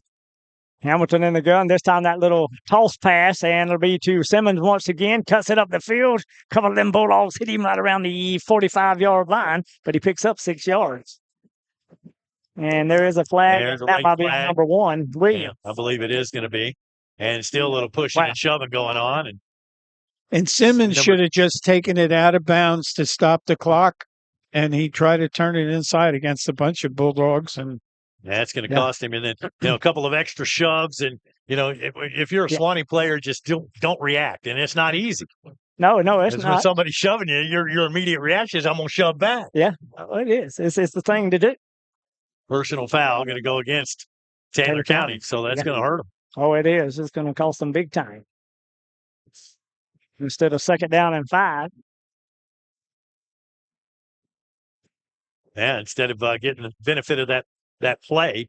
And I still want to call it an end around or a jet sweep, even though it is technically a pass. I usually call it a touch pass, but I don't really know what it is. Yeah.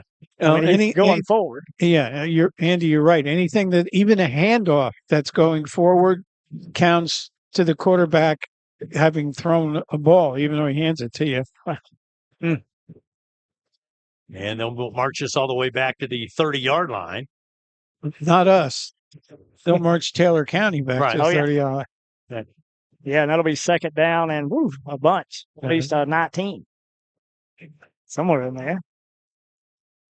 Shotgun formation once again for Hamilton. Single back in the backfield. That's McCoy. They got him kind of in tight. We'll come up the middle, and actually he's going to do a little play action, roll to the right side, throw it to his receiver who caught it, got turned around by a Suwannee Bulldog, and then hammered to the turf at around the 30. Give the Taylor County receiver credit. He got bammed, and he was like a pinball machine there. But the clock continues to tick, and we're going to be 4 minutes and change after this play. Well, he did end up picking up 1 yard, and I don't know if it was worth it. Yeah, he did take a couple of shots there. Yeah, he paid for it, for sure. Number 27 checking in for Suwannee. That's Kyle Brown. Maybe at the safety position. He's the deep safety. Yeah, it's cover one, and he needs not to let anybody get past him. And now Swanee's going to call a timeout to make sure that the DBs know what they're doing back there. It's dog ball on rivercountryssports.com. It's rodeo time in Live Oak. The Suwannee River Roundup Pro Rodeo, October 18th and 19th at the Bob Holmes Covered Arena at the fairground. Bull riding, bronc riding, barrel racing, steer wrestling, breakaway roping, calf roping, and team roping. Gates open at 6. The rodeo starts at 7:30. Tickets just $10, 12 and under $5. The 4th annual Suwannee River Roundup Pro Rodeo, presented by Pilgrims and sponsored in part by Visit Suwannee County. Friday and Saturday, October 18th and 19th. For more, visit SwaneeParks.com. Suwannee football on rivercountryssports.com. Did I just hear you do karaoke on Friday nights normally at Lake City Country Club? Is that right? Yeah, I run the show there with my sister, and tonight she's running it by herself, so I've been just checking on the phone to make sure that's going. But, this golden throat here, it translates right to the mic. What is your go-to? Frank Sinatra? Absolutely. Okay, Yeah. just a guess. And now we're in a cover 2 instead of a cover 1. Third down at about 18 or 19 yards for Taylor County. Shotgun formation. Hamilton looking. We're coming after the quarterback. We're going to get another sack attack around the 20. Got it. And that was the other Watson. That was Hunter Watson that time. I saw him sneak back into the game a little bit earlier. Well, you got Hunter the headhunter Watson, and then Kyler the killer Watson. And then Watson boys making big plays here tonight. Yeah. And they have no choice but to punt now. I mean, even though it's like 4th and, 28, 29. I mean, I know it's more than what the board says, 21. It's to go 30. 4th and 30. Yeah. And, I don't even know. Well, Bulldogs aren't even going to have anybody deep. They're just going to let them punt it and let the ball roll and let the clock tick. Where it goes. Hayden puts a foot into it, low. Kind of a spiraling kick, kicks just on the other side of the 50, but boy, it takes a Taylor County roll all the way down to the 37-yard line. It took a Taylor County roll, however, it did stay in bounds, and that'll make the clock tick. 3:50. In the pros, you have your 4-minute offense. You have it in high school football as well. And I think Taylor County has already used 2 of their timeouts. Well, Suwannee has used it, and they have all 3 on the other side. Right. But, they're down a couple of scores here, and it's going to take a miracle for them to pull this out. But for Suwannee, they just want to consume some time off the clock, get a couple of first downs, salt this thing away. And it seems like, Andy, it seems like a long time since we won a ball game. Yeah, it does. And on a homecoming night, Dogs up to the line of scrimmage. Got that short slot. Boy, a high snap, and we'll get it back down. And we take it back to the field. It's going to the 40. He's to the 30. He's to the 20. Down the near side. Oh, wow. And somebody say, give that dog 6 and the nail in the coffin. And, Tom, I thought he was going to be drugged down at around the 10-yard line, but somehow he kept his balance, and Jadarius Horn has a Suwannee touchdown. Wow. Yeah, that was a great, he didn't break a million tackles, but he broke the one that he needed to break. And that was a great run at the end there, because like you and I are standing there waiting for him to get caught. And I don't know. I want to see that replay, because that was a great run. That was tremendous. Hit will attempt the extra point. Brooks, the holder, right around the 10. Boy, high snap, and we're going to have to say fire. I think I just fall on it. And that's what AJ did. So the point after is no good on a bad snap, but the 6 points on the scoreboard, and now we just got to run this time off. We didn't run a lot of time off the clock there. No, but it's worth the score, because they're to score 3 times in 3 minutes and 40 seconds. Not going to happen. Doesn't happen in the NFL. Suwannee football on rivercountryssports.com. Everybody's always claiming to offer the top insurance, the lowest rate, blah, blah, blah. Well, cut the game and go to the Jeff Tippins Insurance Agency. Jeff is an independent agent, meaning he can shop around to get you the best price for the coverage you need. With access to major carriers like Auto Owners, Progressive, Travelers, and Mercury, stop with those cold 800 numbers. Discover the personal difference with the Jeff Tippins Insurance Agency. US 129 North in Live Oak. Call 364-2886 or visit jefftippensinsurance.com. Suwannee Bulldog football here on a homecoming night. Dogs looking good, 27-6. Yeah, looking real good. Last time we won a ball game was August 30th, by the way. Oh, mercy. Like you say, it's been a while. It's been a while. But, the ball just didn't bounce our way in a lot of games, and I'm not making excuses. But, this team could, they come in here with, 5 losses. They could have come in with 2. Yeah, absolutely. We've been in every ball game. I mean, even the Madison game where the score looked bad. I mean, we were in it till the second half, and then they just started running away with it. That Georgia game, Appling County, they were in it till, late in the third quarter, early in the fourth. Should have won the Godby game. Probably should have been beat Lake City if we could have found just a little bit of offense that night.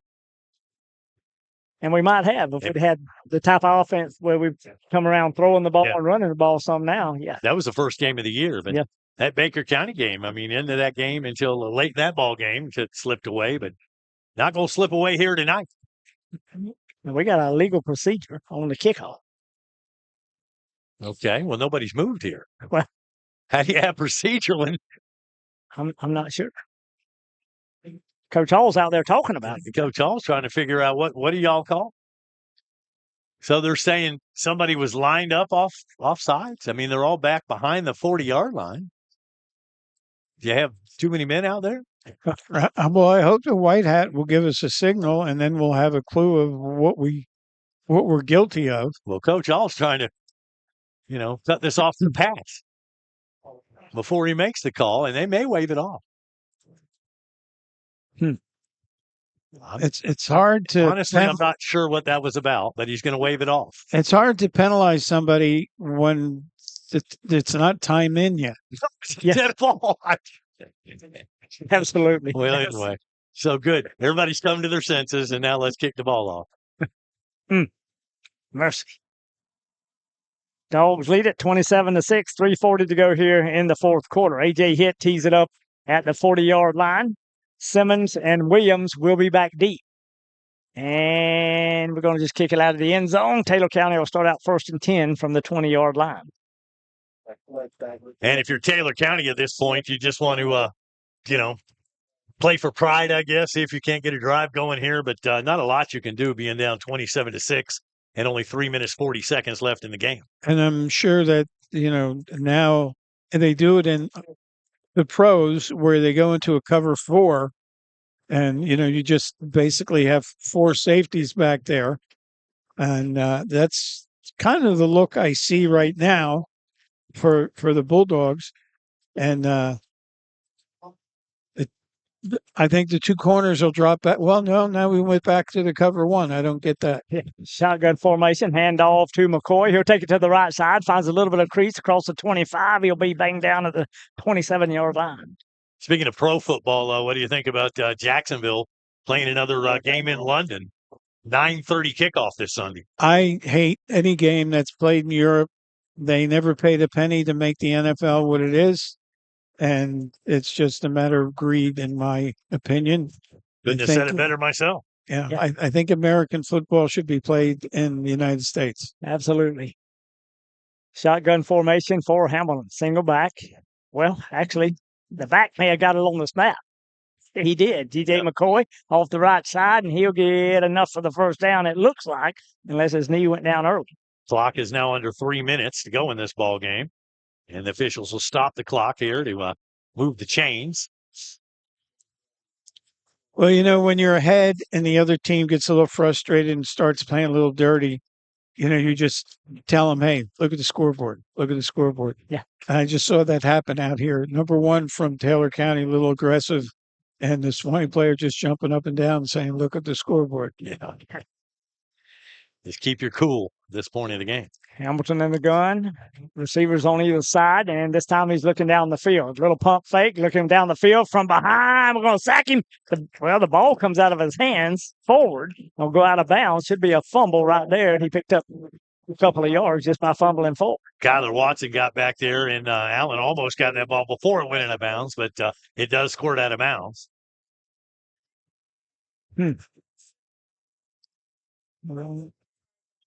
I don't know exactly what the officials are talking about over there. I don't know how we ended up back at first down. Well, I mean, they haven't put the ball down yet. Oh, the official's still holding the ball, and now he's deciding it's a forward pass. No, I think he's deciding it's holding a defensive holding against Swan. Okay, and that's how it became a first down. Really a defensive hold. It looked to me like he made a sack. Yeah, and caused a fumble, and the ball squirted out of bounds. Well, they're marching this way. They certainly are. Yeah. And it will be a first down at the 40-yard line. And that's what he called defensive holding. Huh. Well, 2 minutes and 39 seconds left. It's not going to matter, and the clock starts right now. Hamilton in the gun.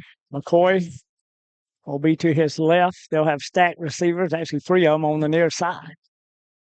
McCoy looking this way and being flushed out of the pocket. We come from behind and we sack him right there. One of them Watts. That's 24, number 24 once again.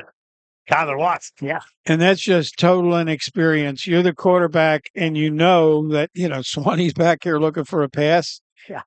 I mean, like he had a guy open immediately and instead he's, I don't know what he's looking for. You're looking for that big play down the field. Oh, yeah. And you just don't have time to sit back there in the pocket and wait for that to come open. Now, we're under 2 minutes right now. So this is going to be the last drive that means anything tonight for either team. Shotgun formation for Hamilton. They'll bring motion with the slot man. He'll get set on the far side of the field. Receivers everywhere, and we pin our ears back. They throw it down the football field, and let's see, did he trap it or did he catch it right around the 44? They're going to call it a catch. I think they're calling it a catch. And I couldn't tell from my angle, but that was a heck of a catch in traffic. Had to come back for the football. And it was a heck of a throw because we sent the house on that one. Yeah, I thought Moran coming. You had feed on him and got that pass off. And somehow around, 4 different Bulldogs? Yeah. He came up with that. So, and play. Taylor County has not called a timeout. They have 3 left. And that kind of says we've given up here. And they got it at the 44-yard line after that big catch and a first down. Wide receivers all over the football field. Formation, we come after him again, and we're going to sack him this time right around the 48. And I got to tell you, it's got to be tough for Taylor County because they were undefeated. They knocked off an undefeated Chiefland team on the road. That was last Friday night. Then Monday night, they had to play Florida High. And got killed. Yeah. And then they lose another one here at Suwannee. But you take an undefeated team, and now suddenly they start questioning themselves after back-to-back losses. Yeah, and they've given up here because, like I said, they're not taking any timeouts. We're under 40 seconds to play, and this is unless it's an incomplete pass, it's going to be the last play of the game. Yeah, and we're going to have a happy homecoming. Certainly so. Shotgun formation for Hamilton. Long snap count. Maybe want us to jump offside. Quick pass to the outside. They run it back underneath, and we're going to wrap them up, sling them to the turf after a pickup of about maybe 8 or 10 yards. And that should do it. Yeah, that's going to be ball game. They stopped the clock to move the chains, and the chains are moved, and the clock is ticking, and it's game time. That's it. It will be. So your final score, Suwannee 27 and Taylor County 6. How sweet it is. Bulldogs win. Back to talk about it after this timeout at Suwannee Football on RiverCountrySports.com.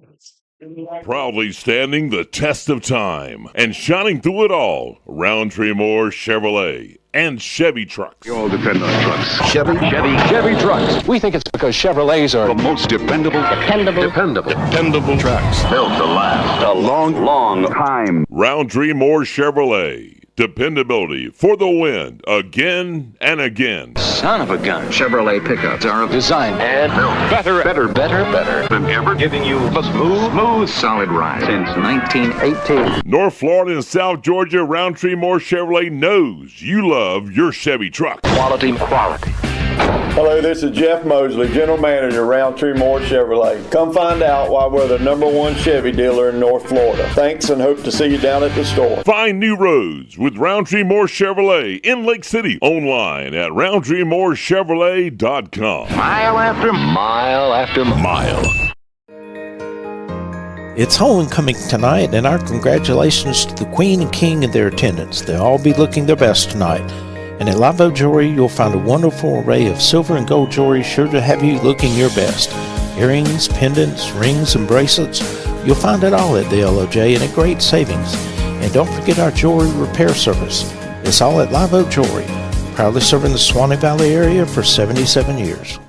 Do you need tree service? Morgan Tree and Debris provides you with quality and affordable tree service in Live Oak and surrounding communities. Morgan Tree and Debris is a full service and tree company. Tree trimming, tree removal, firewood, stump grinding, storm cleanup, debris removal. Contact Morgan Tree and Debris at 386-249-0472. That's Morgan Tree and Debris, 386-249-0472 for all of your tree service needs. Back here at Paul Langford Stadium, your final score, Suwannee gets the win 27-6 tonight over Taylor County. And Tom, a successful homecoming 2024. Well, if they put me in Hall of Fame every week, they might go undefeated. That may have been the answer. Yeah. You and Tyler? Yeah. Willie Gardner and Shane Wheeler? Yep. And you know what? Just a minute ago, Susan Jordan, who's in the Hall of Fame, and Susan got a little bit of bad health along the line. She was here at homecoming, and she came walking by and threw me a wave. And people say, why is Susan Jordan in the Hall of Fame? Tell you what, why don't you schedule buses for like 20 kids, 20 different sports, and why don't you check their eligibility for 20 different sports? And why don't you serve as like the sports secretary for 20 different sports? And it's like, you got to recognize these kind of people. Yeah. And, Susan was back when whatever it was Title VIII, and you went from, you had to make female teams for every male.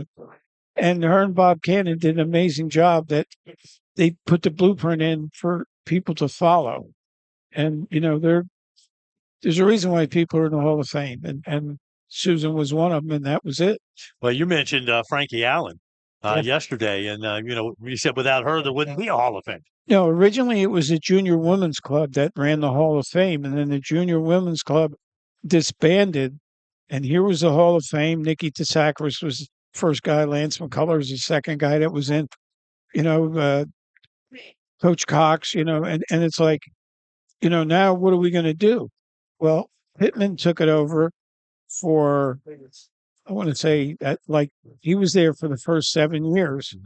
And, every guy was a football player, and that was Mike's field of expertise. And then when we took it over, the first two people we put in were Chip Harris. And Chip was not only an outstanding football player, and here's another bit of, I know too much information. When he was at FSU, they tried to make him a linebacker. And his coach was some guy named Bill Parcells. So does that tell you how many millions of years it goes back? Yeah. And then Donnie Allen, and like I said at the ceremony, Donnie has 2 national championship Division II rings. That's at the collegiate level. At the high school level, this guy was an all-state football player, an all-state wrestler with 2 heavyweight wrestling championships, and an all-state baseball player. I mean, what more do you want? It's pretty good. Didn't he have a hand in all 4 of the championships too, didn't he? No, that was before his time. Okay. Yeah, that was before his time. He played for, among other people, Coach Branch. Okay. And I got you. He played so long ago that one of his games, I was listening on the radio. Andy's brother's doing the game, so it's like, what happened? And we're getting our brains beat in by Palatka, and I keep hearing Shannon say, John L. Williams. John L. Williams is in the Seattle Seahawks Hall of Fame, and he played at Palatka. So that's that's how far back it goes. And there are guys that people don't know. Like Matt McMillan, who's still around here. I'm not Matt McMillan. Yeah, Jimmy McCullough. Yeah, he's still around here. He was a walk-on at the University of Florida. And that's Lee Weaver was a walk-on at FSU. And that's a big deal. And, I don't say you belong in the Hall of Fame, but I think maybe somebody should mention your name, and that's what I tried to do the other night when I mentioned, 100 names of guys, and some of those guys need to come in here. Chad Mobley was a little All-American, Yeah. And I'm sure at some point in time they'll recognize him here. And we've been, blessed with so many athletes. Yeah. And, we're standing there, and Daniel Tillman's there last night, along with Tyler Chambliss. And it's like, I'm not going to argue with the rest of the world, but to me, those are the two best pitchers I ever saw in Suwannee County, And they replaced two guys, Benny Pruitt and the Corbin guy. And I'm hoping, well, I won't be here, but I'm hoping 10, 15 years from now, we have two pitchers that people are saying are better than Tyler and Daniel. Yeah. And Ronnie Gray did the introduction for Tyler, who was his coach, who's probably going to be the next superintendent of Suwannee schools. So it was just a fun time and very classy for the Hall of Fame. And I thought the ceremony was wonderful. And congratulations again on getting the induction. Don't leave Hunter Abercrombie out. Oh, no. He did so much work. And Well, of course, remember his dad. I mean, his dad was instrumental. Well, I remembered him. And, we have a field named after him, the middle school baseball field. It's Abercrombie Field. And, just there, some sad things. Richard Allen, Dale Allen, they left us way, way too soon. That's true. And Gary Edwards, what a tragedy that was. What a great guy he was. Oh, yes, yes. And, you cried when he was dead, and you said, I'm glad I got to know him. I didn't want him to never exist, so I'd cry when he died. But no, he was a great guy, really great guy. And we have been blessed with a lot of talent and just a lot of great individuals that have come through this program. Yeah, and and I'm just hoping that tonight we look out there. We talked about Watson's sons who are having a great night here tonight. I hope they have great careers and go to college and end up in the Football Hall of Fame. Clifford Bean's kid is out there playing. Yeah. And these are all guys that even you saw with me that played football. And now their kids are playing football. Billy Moran's kid is out there. I mean, it's ridiculous for us. I mean, even, Kyler Hall, the head coach. I remember when Ron Hall was over here coaching, and Kyler was playing peewee ball, and I was his coach way back then. So Remember, it's amazing. He was the ball boy. Yeah, that's true. And the same thing with, I remember lifting Matt Jackson up so he could dunk the basketball when he was 6 years old at rec league basketball. Yeah, Magic Jackson. Yeah. And he went on, of course, to have a great career in college as well. And one of the stories that you told that I got a kick out of was, there was a little kid and Andre Davis. Yeah, tell that story. Huh? Yeah. Well, I'm at the pizza place. That's how long ago this was. It was 40 some odd years ago. And this young black woman is, walking this little kid down the street in front of my store. And George Langford, who did the chain gang for 1,000 years, his daddy did the stadium. He said, there goes maybe one of the greatest athletes Suwannee has ever had. And I said, kidding around, I said, you mean that little kid? And he said, no, that's Kappa Owens. The little kid was Andre Davis. Yeah, who did turn out to be one of the greatest athletes to ever come from Suwannee High. Yeah, Kappa was graduated with me, and she was voted most athletic. Yeah, she was same time with. She was a woman among. She was a woman among girls. Yeah, I mean, she was a tremendous athlete. As a matter of fact, she's a ticket taker here. Yeah. On Friday nights. So that's great. That you stay here, and I'm going to argue because he's my, one of my good friends, Andre Davis, greatest football player that ever came through here. Well, Kelly Jennings was the #1 draft choice. Yeah. Well, that's pretty good, I think. Bruce Johnson has a Super Bowl ring. Well, we can make that argument. Del Williams is on the all-time FSU team. He played in the 70s, number 3 draft choice for the New Orleans Saints. Yeah.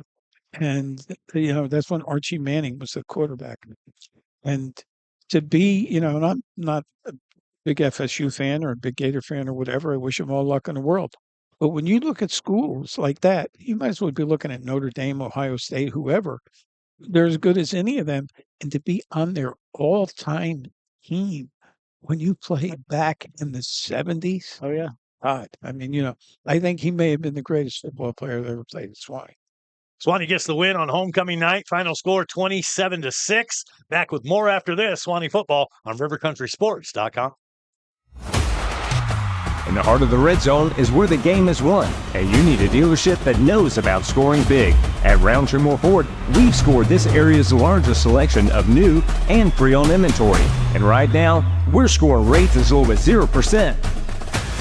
It's time to get out of the stands and score big in the Roundtree Moore Ford red zone. At Roundtree Moore Ford, the customer always wins. So make your next ride a touchdown at RoundtreeMoreFord.com today. When you're in the market for a home or vacant property to build that dream home on, contact Pool Realty of Live Oak. They can also help locate commercial real estate for your business venture. Pool Realty has a full team of professional and caring real estate brokers and agents, so always think Pool Realty of Live Oak to help you find the perfect home or property in Suwannee or surrounding counties. Pool Realty, a proud supporter of Suwannee Bulldog football and RiverCountrySports.com. What if I told you that right now you can get a top-of-the-line home for the price of a starter home? Do I have your attention? Right now at Bobby Corbett's Mobile Home Center, while inventory lasts, we have 4 Destiny homes marked down lower than you will find anywhere else. These homes are tape and textured with tile bathrooms and so much more. The price also includes delivery, setup, AC, steps, pad, permits, and skirting. This is by far the best promotion we have run in years. Come by to see these homes Monday through Saturday from 8 a.m. to 5 p.m. at 1126 East Howard Street, Live Oak, Florida. If we're not open when you're available, call and we'll arrange a special appointment. We've been in the business since 1968 and at this location since 1986. Management is in the 3rd generation of our family, and as my papa always said, we are friends helping friends buy a home. We look forward to meeting you. Come to the Big Blue and Tan buildings or call 386-364-1340 with any questions, or for more info, that's 386-364-1340. Bobby Corbett's Mobile Home Center, offering a hassle-free shopping experience. Your one stop for all your manufactured home needs.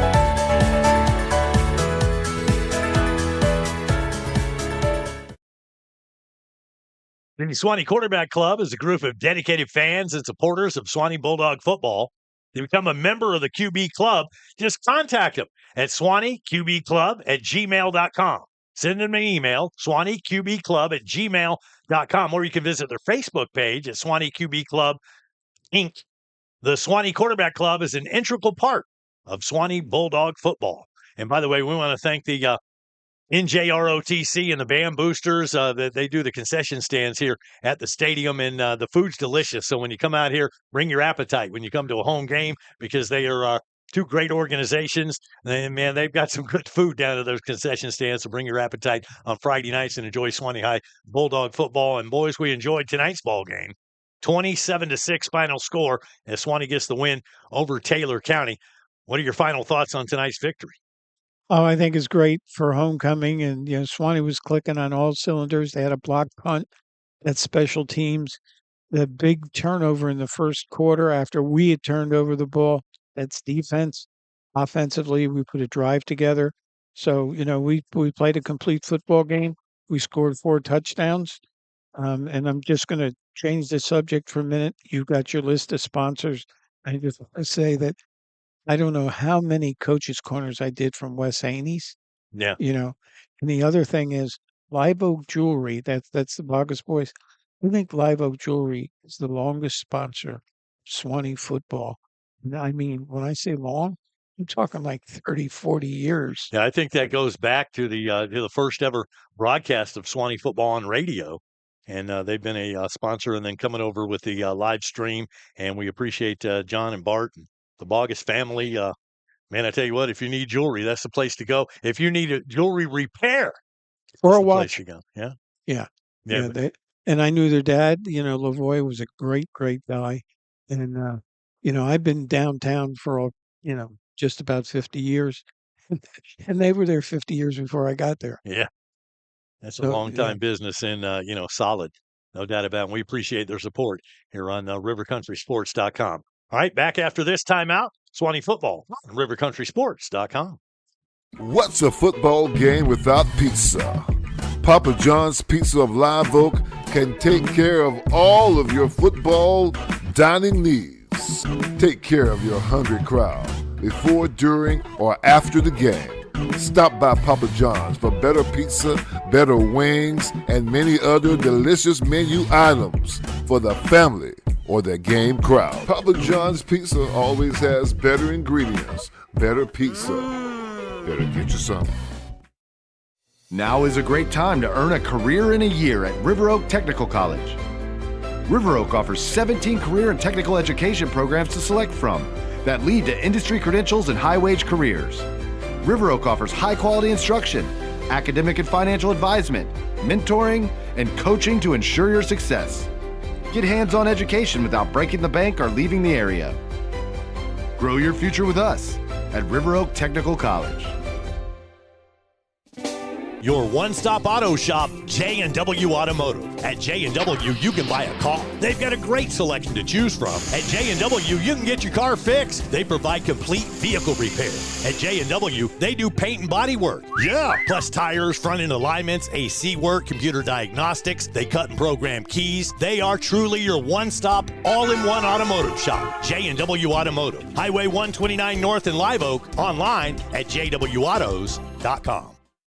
Rapid Fiber Internet's locally owned and operated, powered by Suwannee Valley Electric Co-op. Our local employees are dedicated to providing a world-class customer experience to each of our Suwannee Valley Electric members. Make the switch today to Rapid Fiber Internet's 100% fiber to the home internet system. To learn more about Rapid Fiber Internet, visit rapid-fiber.com. Again, that's rapid-fiber.com or call 866-64-RAPID. All right, final stats provided by Jamie Watcher and the Lake City Reporter. Appreciate Jamie and the job that he does, and check out all the action tomorrow in the Lake City Reporter. As far as our stats go, first downs, Suwannee had 15 in the game tonight. Taylor County with 8. As far as total yards, and this is on my small screen, so it takes me a minute. Taylor County with 187 total offensive yards tonight, and Suwannee with 297. And we take a look at individual stats in the passing department. Thomas Sykes, 10 of 18, 52 yards. And rushing the football, Jadarius Horn with 13 carries, 125 yards tonight. Lou Jack had 8 carries for 38 yards. Thomas Sykes ran the ball 6 times for 13 yards. MJ Rawson 4 times for 67 yards. And you had Delwyn Allen touch the ball once, and he picked up 5 yards. So we had 5 different ball players carrying the ball from the backfield. And just a successful night tonight for the Suwannee Bulldogs. And the receiving department, Noah Lopez with 1 catch for 12 yards. You had MJ Rawson, 3 catches for 21 yards. Zion Walker with 1 catch for 13 yards. Logan Brooks had a couple of catches, but only 4 yards to show with it. And Hunter Watson, how about this? 1 catch for a yard. So everybody getting in on the action there. And the only stat that really matters is the final score. And Suwannee coming out on top in tonight's ball game, 27-6. Next week, we go on the road, Andy. Are you ready for Atlantic Coast? That's over in Jacksonville, and I'm not exactly sure where it is, but we've got a week to figure that out. Well, we'll just have to Google it and then let the GPS do the driving. There you go. As for Taylor County, they've got a tough one next week. They go on the road to Quincy to take on Gadsden County, and that's a district ball game for them, and that's going to be a tough ball game, but hopefully they can turn it around and pick up a win there where they will be the underdog against Gadsden County. That's a 7-1 ball club coming into tonight's action. So it'll be interesting to keep an eye on that. But Suwannee at Atlantic Coast next week, and we'll have all the action for you right here on rivercountrysports.com. Tom, we appreciate you coming up here and helping us out in the booth. Hey, my pleasure. You used to refer to me as Tom Daniels, North Florida sports personality. Now you're going to have to call me Hall of Famer. That's right. in the Suwannee Sports Hall of Fame. And congratulations once again. I want to thank our team as well. Appreciate all of you guys. Tammy Neal, Clifford Gwynn, Sawyer Brooks, Rivers Martinez, Dusty Morgan, and Lucy Roberts. Andy Day, always appreciate you. And we'll look forward to that road trip next Friday night. Back to wrap up the broadcast after this final timeout. Hey, thanks for watching. Thanks for listening. Suwannee Bulldog Football on RiverCountrySports.com.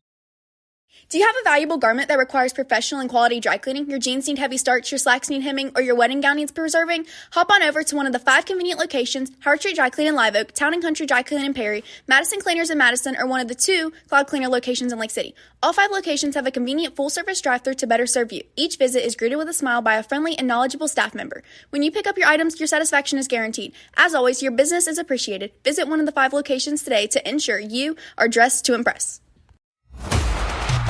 In the heart of the red zone is where the game is won, and you need a dealership that knows about scoring big. At Roundtree Moore Ford, we've scored this area's largest selection of new and pre-owned inventory. And right now, we're scoring rates as low as 0%. It's time to get out of the stands and score big in the Roundtree Moore Ford red zone. At Roundtree Moore Ford, the customer always wins. So make your next ride a touchdown at RoundtreeMoreFord.com today. Man, I'm getting eaten out of house and home here. Oh, do you have teenagers? No, termites. Don't you have Live Oak Pest Control termite protection? Nah, I've been doing my own pest control for years. Learned how on the internet. I see that's working for you. Maybe you should call Live Oak Pest Control. Who's your pest specialist? Call Live Oak Pest Control at 386-362-BUGS, 386-362-2847, or visit liveoakpestcontrol.com. No worries, that was just a shed. Hey Bulldogs, let the UPS store of Live Oak handle all of your packing and shipping needs. The UPS store of Live Oak also offers mailboxes, printing, faxing, scanning. We also offer notary services and shredding services as well. Stop by your local UPS store. There's help in here. Real help. The UPS store, proud sponsors of Suwannee Bulldog football on RiverCountrySports.com. Suwannee High Bulldog football on RiverCountrySports.com. Brought to you in part by Bean Painting, Hunter Abercrombie, your Edward Jones financial advisor in Live Oak, Morgan Tree and Debris, Wes Haney Chevrolet, Live Oak Jewelry, Rapid Fiber Internet, Bennett's Glass Company, Jeff Tippins Insurance Agency, J&W Automotive, River Oak Technical College, Suwannee Parks and Recreation, Papa John's, Beef O'Brady's, the UPS Store, Roundtree Moore Ford, Roundtree Moore Chevrolet, Pool Realty, Corbett's Mobile Home Center, Howard Street Dry Cleaners Incorporated, and Live Oak Pest Control. Your River Country Sports team, our technical advisor, Tammy Neal, the streaming producer, Clifford Gwynn, our field director, Sawyer Brooks, our technical director, Rivers Martinez. The cameras were operated by Dusty Morgan and Lucy Roberts. For Andy Day, I'm Wayne Luttrell. I hope you've enjoyed tonight's broadcast of Suwannee Bulldog football here on RiverCountrySports.com.